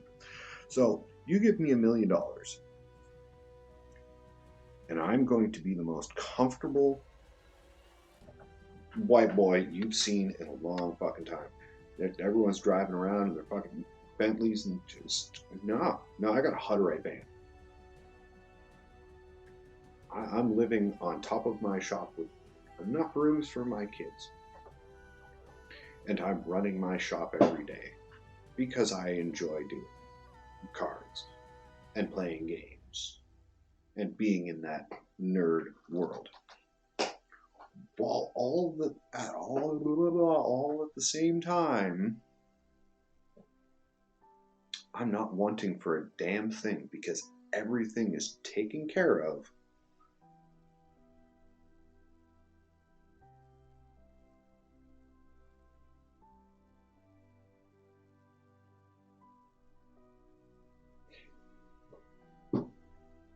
So, it's assuming you're not one of those stupid ass people who goes on an insane spending spree when you win the lottery, buying all these dumb things.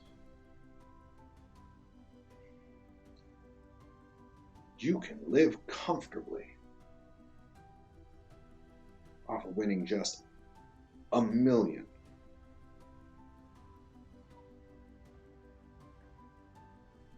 You win the 50 million. I don't get it. People who win 50 million, they're broke within a year? The hell are you spending it on? What are you doing? Like, if I had 50 million, so I can make myself live comfortably with 800,000 in the bank. That's a horrible investment, by the way. Storing it in the bank, there's other things you could funnel it into that would allow you to get more return on it. But simple figurines went with the bank. So if I can make 800,000 livable amount in today's day and age, 30,000 a year, I'm making just a little, I'm making more than minimum wage, man, but I'm also, that's without that's excluding any of the business income or the rental income. Excludes all of that. With 50 million, I could take almost all of my family members using the same methodology and stuff, and they could all live nice and comfortably.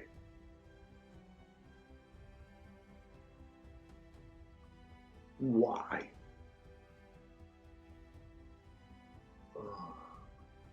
Oh, has anyone traveled to Sudbury North Bay for larger bad tournaments? Unfortunately, no.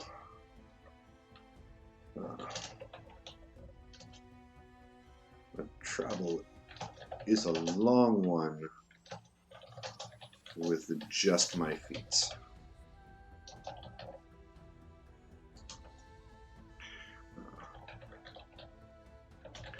Something I would love to start doing, though.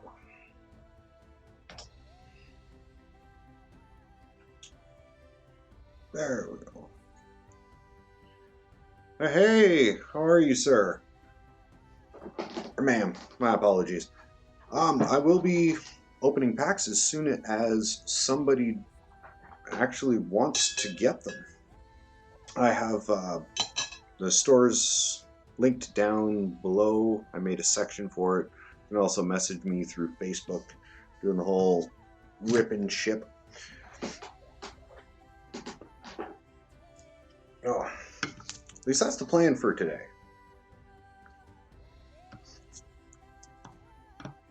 Really depends on everybody else. But how are you doing today? I've just been kind of sitting here talking to myself for 2.5 hours so far. It's been a slow one, but it is, middle of the day on a Thursday.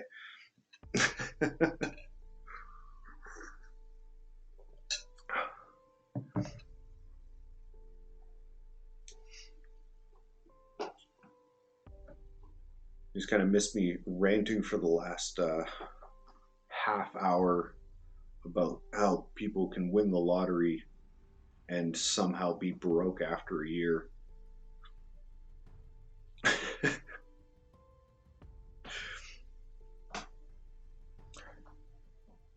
So pack wise and everything, these are the ones that I got. I got 6 of each of these. Soul Birdie Volcano, Creators, Maze Memories, and Nexus, and I got Full Box Overlord. And if you're into Fab, I do have a box of Tales of Aria. I understand. Been kind of a weird lately for when it comes to cards and that, because sell singles and stuff on the side as well. I haven't put them up in the shop because Etsy charges per listing, but it's been really slow with cards this last month or so. Just nothing really seems to be moving. It's weird. I don't know if maybe it's just because Halloween's coming up or what's all going on. Maybe people are just saving up for Christmas. Not really sure. But yeah, I have been tempted to crack open the pack, or crack open a pack, maybe 2 there, but there really hasn't been anybody to enjoy it with, so I haven't got around to it.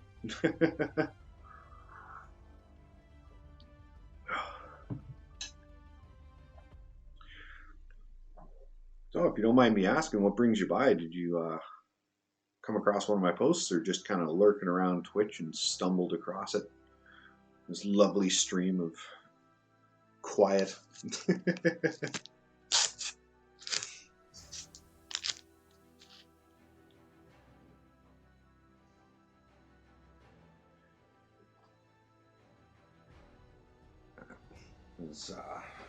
We get some sorting and stuff done, but nothing super crazy today.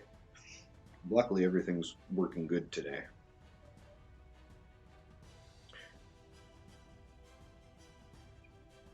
Oh,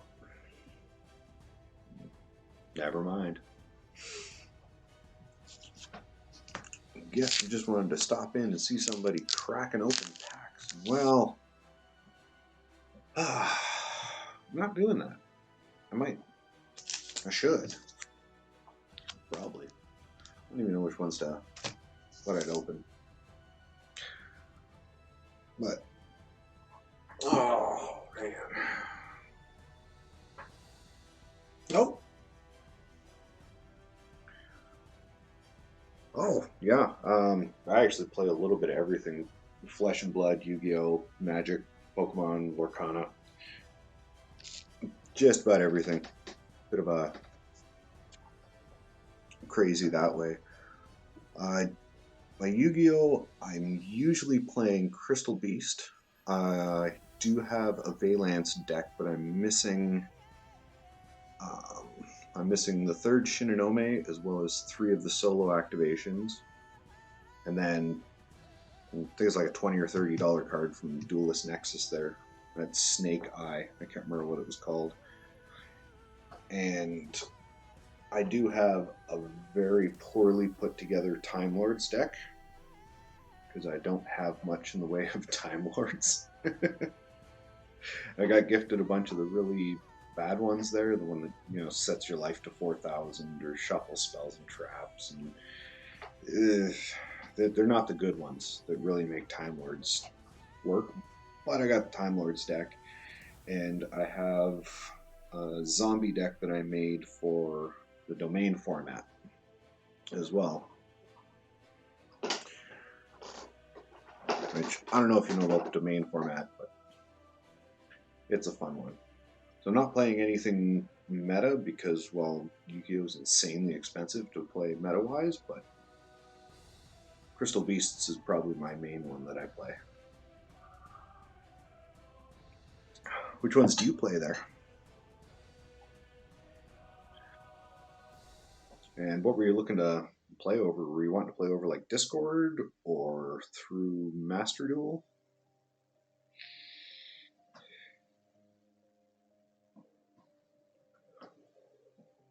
I think I can't remember. I know I don't have anything fancy on Master Duel. I do on my phone's account. I got my Crystal Beast deck, but Steam version. Oh, nice. Heroes are fun. I haven't actually got to play against heroes. I did have, I had the ultra rare Neos there, and there was a guy in Quebec that ended up getting that one off of me.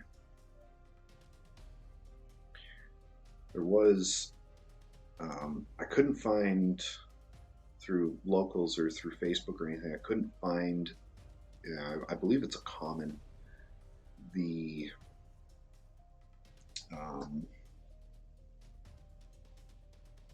fusion for the Ultimate Rainbow Neos there. I was going to run that as a second, or, well, I guess it would be technically a fourth board wipe in my Crystal Beast deck. Because you got the 2 Crystal Rainbow Dragons, you got Zeus, because you run Baguska, and then if I could also get the Rainbow Neos in there as well, you know, it probably wouldn't be very good, but it'd be fun. That's all that matters as long as you're having fun. I grabbed my deck there.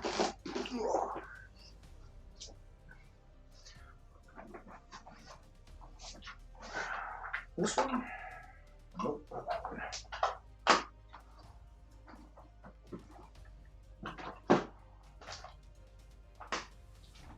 I'm looking in the wrong bag. Look.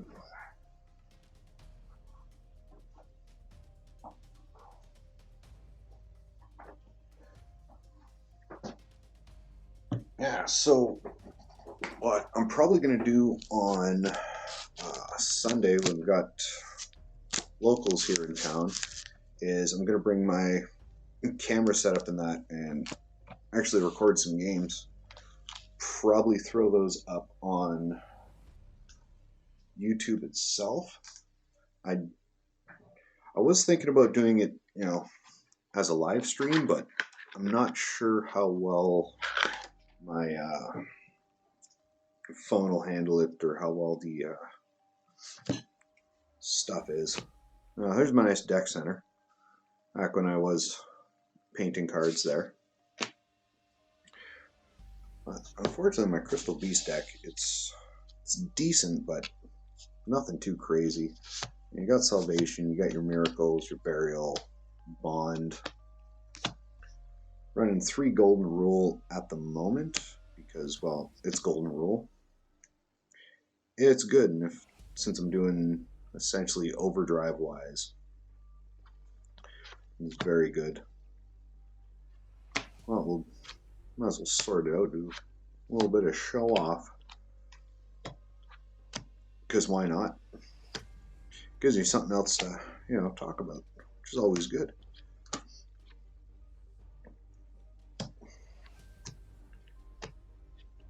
Yeah, I'm still pretty old school, still running Beacon. Because that's one of those, Beacon's one of those cards that has saved me quite a few times, actually.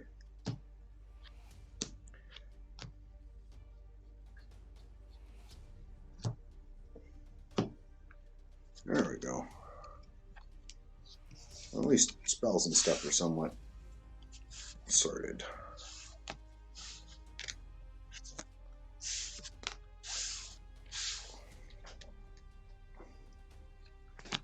So I got on the 2 Miracle, the Salvation, the Called By, only 1 Conclave, though it does come up every once in a while there.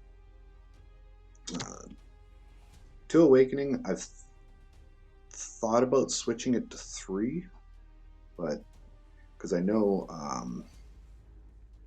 Nashi there, a lot of his lists run 3 Awakening and then 2 Crystal Bond, but I run 3 Crystal Bond because generally speaking, I get more value out of the Crystal Bond than the Awakening. The Foolish really depends on the matchup, because sometimes bumping it up or having a 3rd copy would be really nice. But generally speaking, 2's enough. If I was going to do it, I'd replace probably one of the Golden Rules with it. Now you got 3 Hearts because it just make Crystal Beasts go burr. Rainbow Bridge because it gets you everything that makes you go burr. Then Necro Valley because, I mean, it's Necro Valley. You know, there's no reason not to run Necro Valley and Crystal Beasts. it hurts so many things. And then the old Crystal Beacon because it has won me I don't know how many games being able to pull out Carbuncle from the deck. Running 3 Crystal Masters because why? I'm too poor. Actually, no, I'm not too poor. I'm too cheap to get Pot of Prosperity. Once the Rarity Collection comes out, though, definitely going to be getting a bunch of that. I'm hoping I'm going to be able to get some on the shelf, too. Running one of all the Crystal Beasties here. Because when you're doing Overdrive, you got to have all the Beasties. Your 5 basic names. I'm running double Carbuncle because a lot of people at my locals like to banish my 1 Carbuncle. So having a second one just sitting in the deck and being able to pop it out with Beacon and still being able to go, always helpful. 3 Pegasus because, you know, it's Pegasus. 2 Zenith. I've gone back and forth on doing a 3rd Zenith. And I run the 2 Rainbow Dragons, which I know most people don't, or any of the really big lists are usually only running 1. But the amount of times I draw into Rainbow Dragon and nothing else to utilize Rainbow Dragon, like I'll have the Zenith, I'll have a Pegasus and stuff, and I'll get into the Rainbow Dragon, and then hand's just dead with just 1 in the deck. So I run 2. There has been the odd time, not very often, but I do get both Rainbow Dragons out on the field. At least I'm pretty sure he wasn't once per turn. Summon from your hand, yada yada yada yada yada. No. Yeah, so you can get 2 Rainbow Dragons out, which is always fun. Extra deck, I got Cherubini, IP, Cross Sheep. I got Zealantis. He's come up a couple times. 1 of each of the fusions. The second Overdrive would be really good in the deck, but luckily no one at locals plays Kashtira, so I don't have to worry about that. Nightmare Unicorn, Dweller, Chidori, and Zeus. I've actually got the other ones in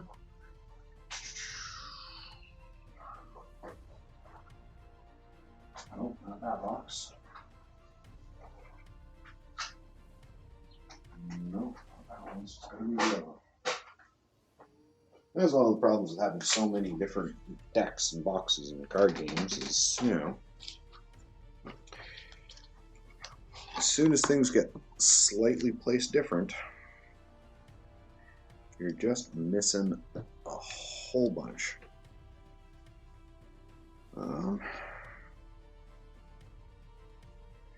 Yeah, Baguska, Saryuja, Apollosa, and Dugares for the other extra deck beasties that I normally run in there.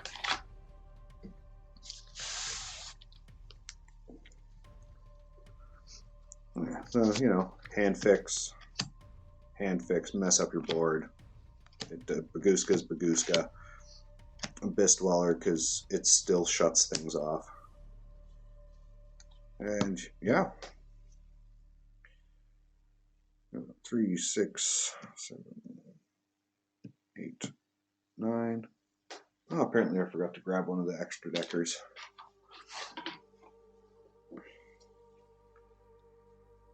don't remember which one it was. See, I'm the kind of guy, I'll just run I'll just keep a copy of stuff for myself, and then, like, extra deck wise, I'll just bounce it between decks. Because I don't see a point in owning 2 Zeuses when I can just move Zeus from one to the other. Just make sure all the sleeves are the same. So that'd be extra deck wise. That can be beefed up and adjusted. I was playing Underworld Goddess in it, but it was insanely rare for me to actually get any use out of her. 99% of the time she was just kind of sitting in the extra deck. So I ended up selling her off because, well, I'm not using her. And side deck, I got Ash, I got the Zombie World, 2 Kaijus, got 3 Nibirus because, it's Nibiru. 2 Cosmic Cyclones, a Feather Duster, and I got 2 Raigekis and a Dark Ruler. I don't have the Lightning Storms because I'd probably replace these ones with Lightning Storms if I had them. The 2 Cosmics and 1 of the Raigekis. My extra deck could use, or side deck I should say, could use a bit of adjustment. But, all things considered, I just smacked my camera. Fix that. Yeah, so that's what I'm running with my Crystal Beast. It's far from the most tweaked out version, mostly because the Kashtira engine stuff that, deck fixes it, or fixes those dead hands, cost way too bloody much. And I don't play Yu-Gi-Oh! Seriously enough, often enough, to justify getting the cards. Now, if I was doing that... Oh, Lord. One second, I'm going to reply to this.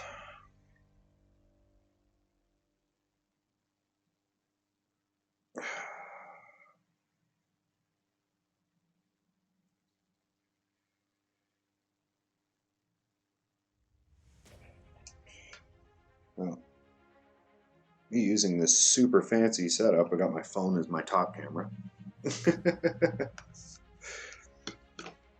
Yeah, so back to what I was saying. If I had like a group of people and we were doing Yu-Gi-Oh! Competitively and we were going real hard into it, then I'd pick up the Kashtira cards, I'd run the Rise Heart, I'd pick up the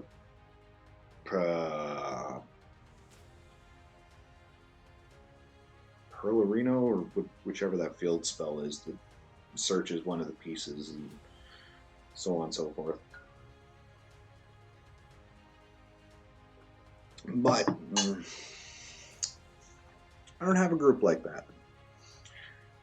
Don't have much in the way of hardcore players, and the one guy we did have, or do have, I should say, who does have, he's got a meta branded deck. It's very much tweaked out, super shiny, very much quote unquote tryhard version of it. He works a lot, and he just had his first child, so he doesn't get out much, and he definitely doesn't have the time in order to do that kind of thing. Which, you know, that's fair. I mean, I got 4 kids. I understand the mind drag of it.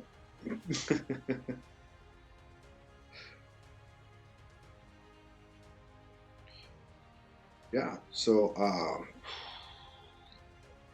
if you wanted, you could go to my Facebook there.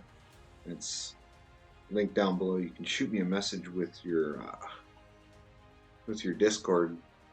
I can add you if you want to play over Discord, or your Master Duel name. I can add you that way, and you can get some games in if you want, for sure.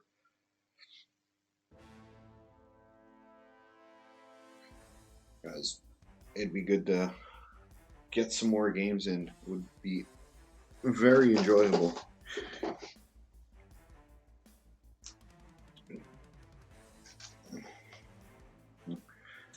And one thing I haven't even done is, I'm not even sure what cards come in the Age of Overlord.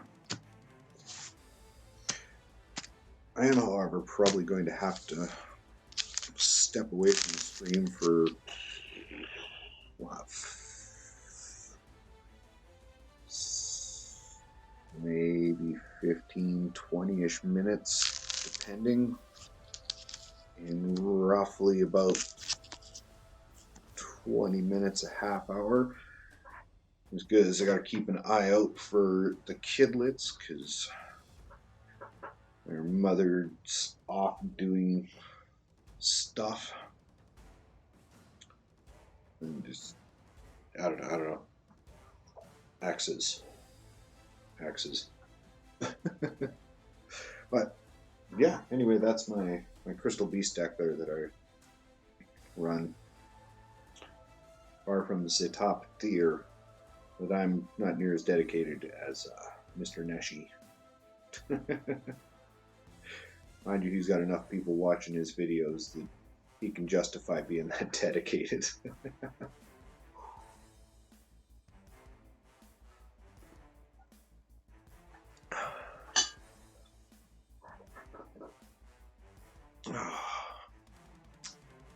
Man, the fungus escaped.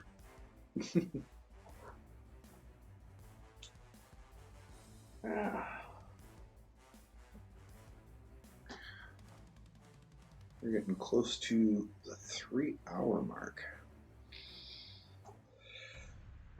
Doesn't feel like it's been that long.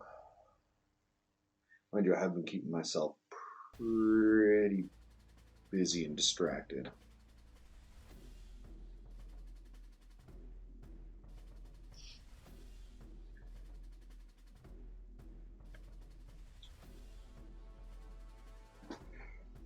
Yeah. So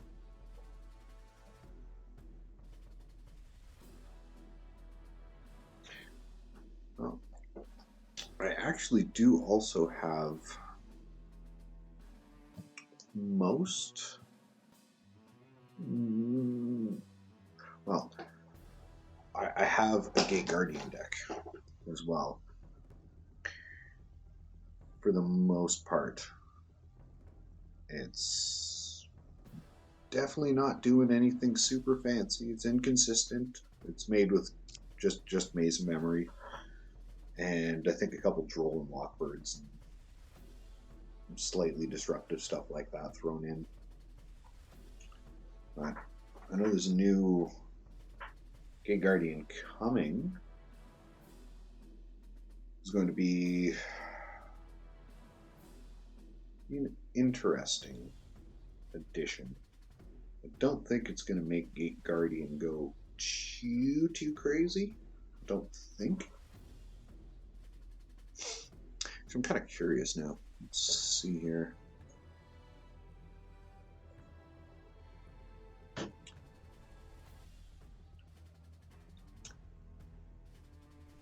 I'm gonna have to hit that one. Give it a second to see if it actually switches over on the stream itself.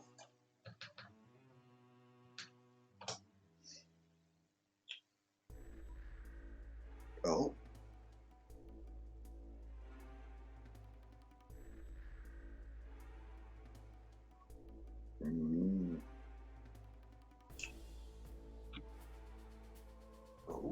Oh, okay.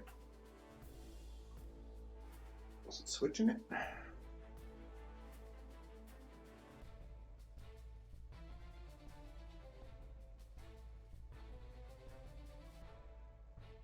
Good, it did switch it. Perfect. Hopefully it actually comes through on the stream itself. It's not too clunky. Let's see what Gate Guardian is currently running it at the moment.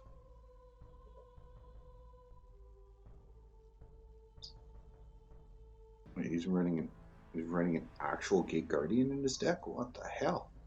Alright. So double of the pieces, triple tank, triple labyrinth dude. For sure.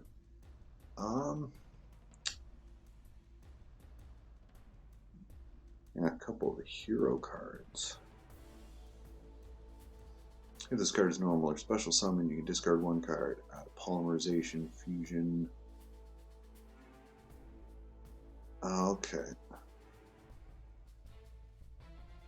Fusion deployment. Seems like it'd be fairly consistent. I wouldn't say consistent per se. Because if you draw any of the pieces, you can get away with 1 or 2 in your hand. Generally, they're dead cards in your hand.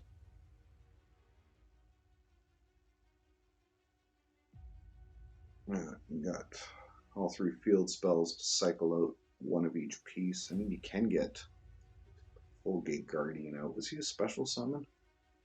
Yeah, he's a special summon. So you could, theoretically, if you had a Gate Guardian in your hand, use your field spell, pull 1 of each of the pieces out, sack all of them to bring out Gate Guardian, and then banish all 3 from the graveyard to bring out Combined. And then some janky hero engine stuff. I'm not quite sure how the...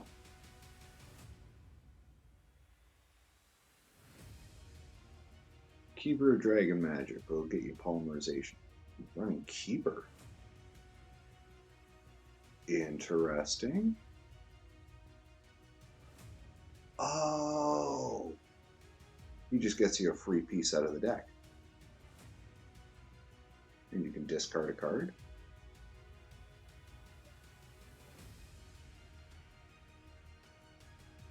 Okay, Keeper of Dragon Magic. I like it. I like it.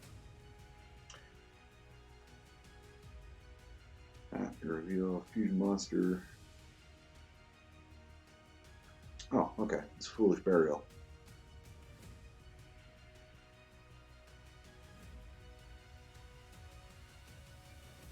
Yeah, he's going for about $5 Canadian. Jeez. Yeah, and then Hero Lives. Yeah, you can sack yourself to just get a free body. That'll get you 2 bodies.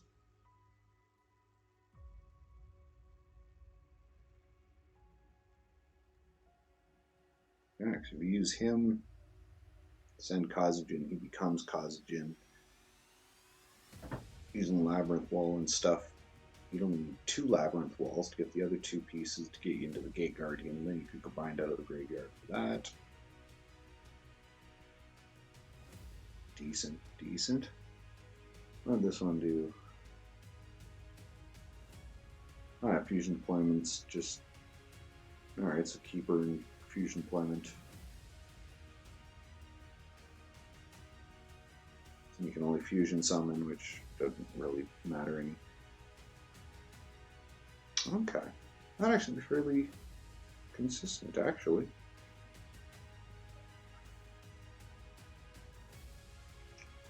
And getting the actual pieces into your hand, though, are pretty bricky. Still.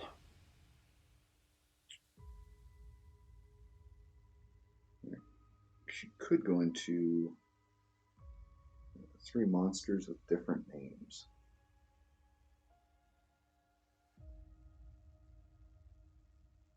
Well, you could just go straight into Chimera.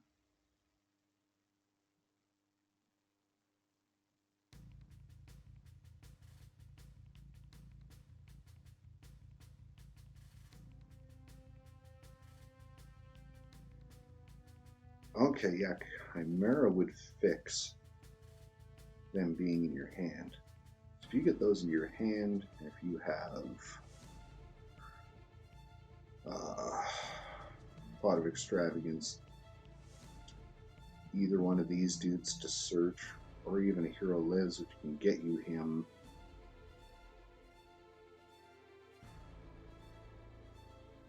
Oh, I know, he doesn't search fusion for you. But Keeper can get you a fusion. Labyrinth can't get a fusion? I don't think so.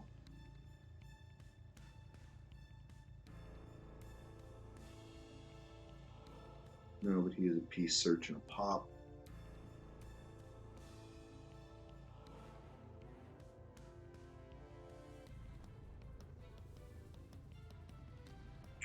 Everybody, place it down. So you can place it on the field. Well, you got a couple ways to get into your fusion spell, which can get you into Chimera to get out the piece. I mean, all things considered, that's not bad. Guardian Chimera is still, yeah, he's still a $35, $40 card. So, yeah, nope. Definitely won't be playing that thing anytime soon. 3 of each piece. Think about that. Probably be worthwhile because there's not a huge amount of fusions you can go into with this monster lineup. You're kind of limited to those. And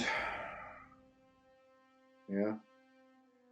I remember if Dry Gumo had any effects and stuff. Summon them out, destroy something that's in there, banish from your graveyard, and then add one from deck to hand. Okay. So Foolish Burial can send Dry Gumo to get you one of your pieces.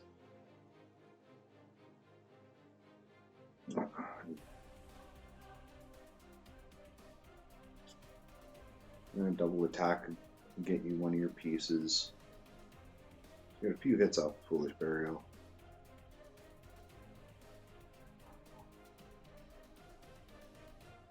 Yeah, Urioki gets you. Nice, you got what?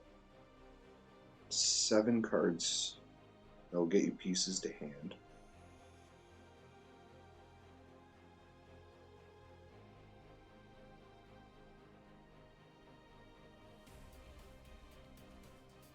You got 7 that'll get you to hand. You got 6 that'll get them into the graveyard. 3 plus the field spell.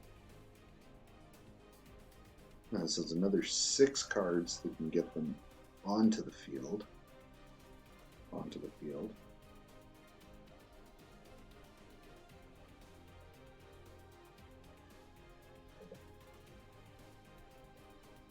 It is an interesting list.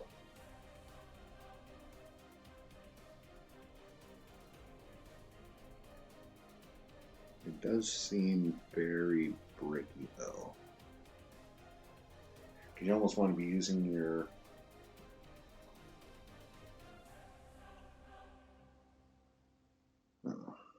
cards in hand to get 2 pieces. When you get Silver and Red Banish stuff, it brings back all the pieces. Because you'd have to send him. I remember watching something earlier that said ISIL works with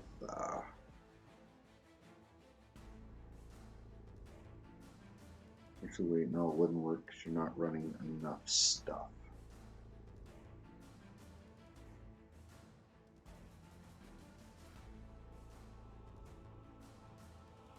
Yeah. But I do like the Keeper of Dragon Magic polymerization, fusion deployment, all that. It's 6 bricks.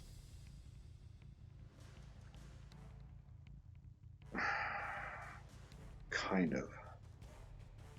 Because you need to get to your poly.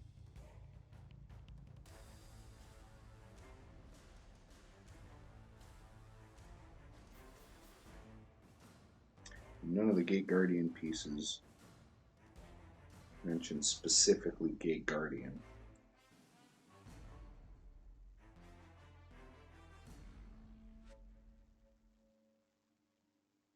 And Gate Guardian combined can technically pull out your Gate Guardian.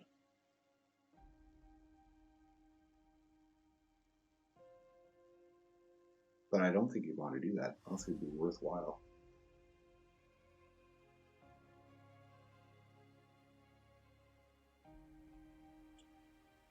You got to tribute them, so these guys have to be on the field in order to get out your Gate Guardian. It's alright.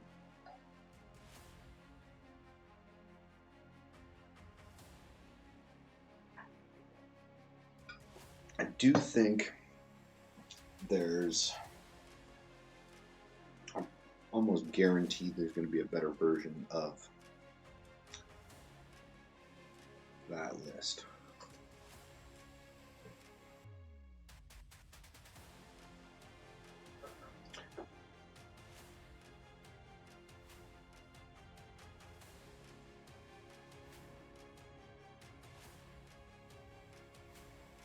Is this going to be the same one or a different one? Kashtira Gate Guardian. Anime Speed Duel. Uncasual, non-meta.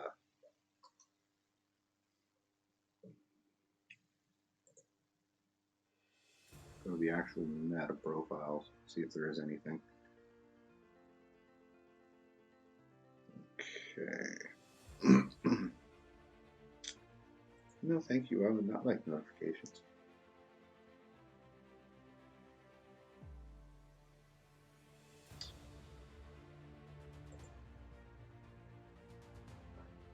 What the hell is that? I'm not sure what that creature is.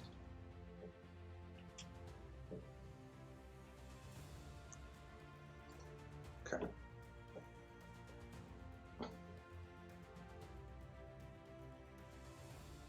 I'd like to see the actual list and not just a picture. That'd be cool. Is that a Goatee ritual?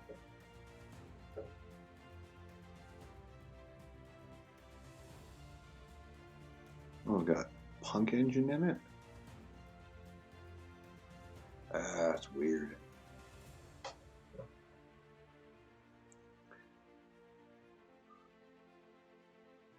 Shadow Glow. Stars. Called by Dragon Ravine.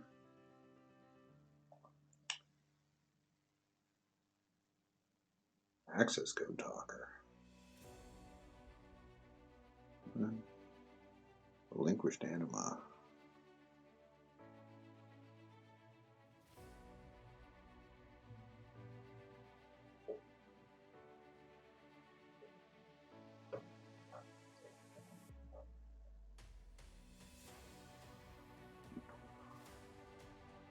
How are you getting away with relinquished anima? Oh, it's the link one. Never mind. And that's not horrible. Probably the best one so far. Oh, that's Destrodo the Lost Dragon Frisian. I don't know what that is. Destrodo? Destrodo? Just be smart. Copy it. See? Activating brain. Work good. Can bring this over here now. It's good. I just want to see the card.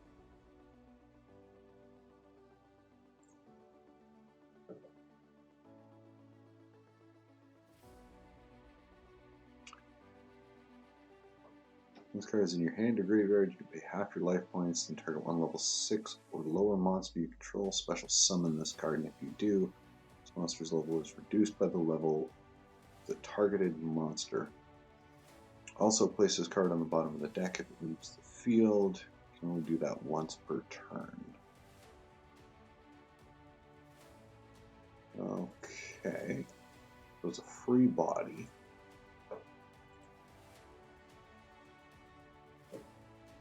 What is... Now I'm just curious. Alright. So you could use him. He's for the Fairy Dragon. Was Fairy Dragon what, a 3 or a 4? Or was it a 5? I think Fairy Dragon was a 5. I want to say.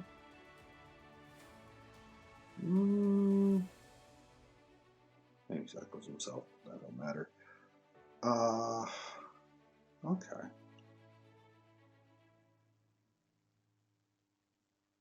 I like it. Alright, well, switch back over this way, close this out. So, what I'm gonna say is, unfortunately, I think I'm going to have to call it for now at this time. I gotta go keep an eye out for the kids. And I'm not exactly sure how long I'm going to be keeping an eye on them until their mother gets back. So, I'm probably going to be half hour, an hour, maybe more, maybe less. It's tough to say when it comes to that woman. But, oh, I'm totally blocking the camera. Look at that. Professional. So, I think we're going to call stream here. We're just over 3 hours. I'll do a quick reiteration about these because I'm going to upload onto the YouTubes the whole grand opening stream with 90% of it being me and myself. And if that does good for whatever reason, I will find all the followers, subscribers through all the various different things in which I have social media presence. And I will make a nice big wheel with everyone's name on it, and I'll spin 2 of them, and each person will get 1 of them if it does good. But my bet is that it won't. And that means I get to keep my graded cards for a little bit longer. We'll see how it goes. Anyway, thank you for everybody who stopped in during this. I'm going to go and be a parent for a bit. I may end up hopping back on later. I'm not really sure yet. Because, again, there's X's last minute stuff. Always a pain. Anyway, thank you all again. And I wish you the happiest of hunting whenever you get to go and crack those packs. Have yourselves a good evening.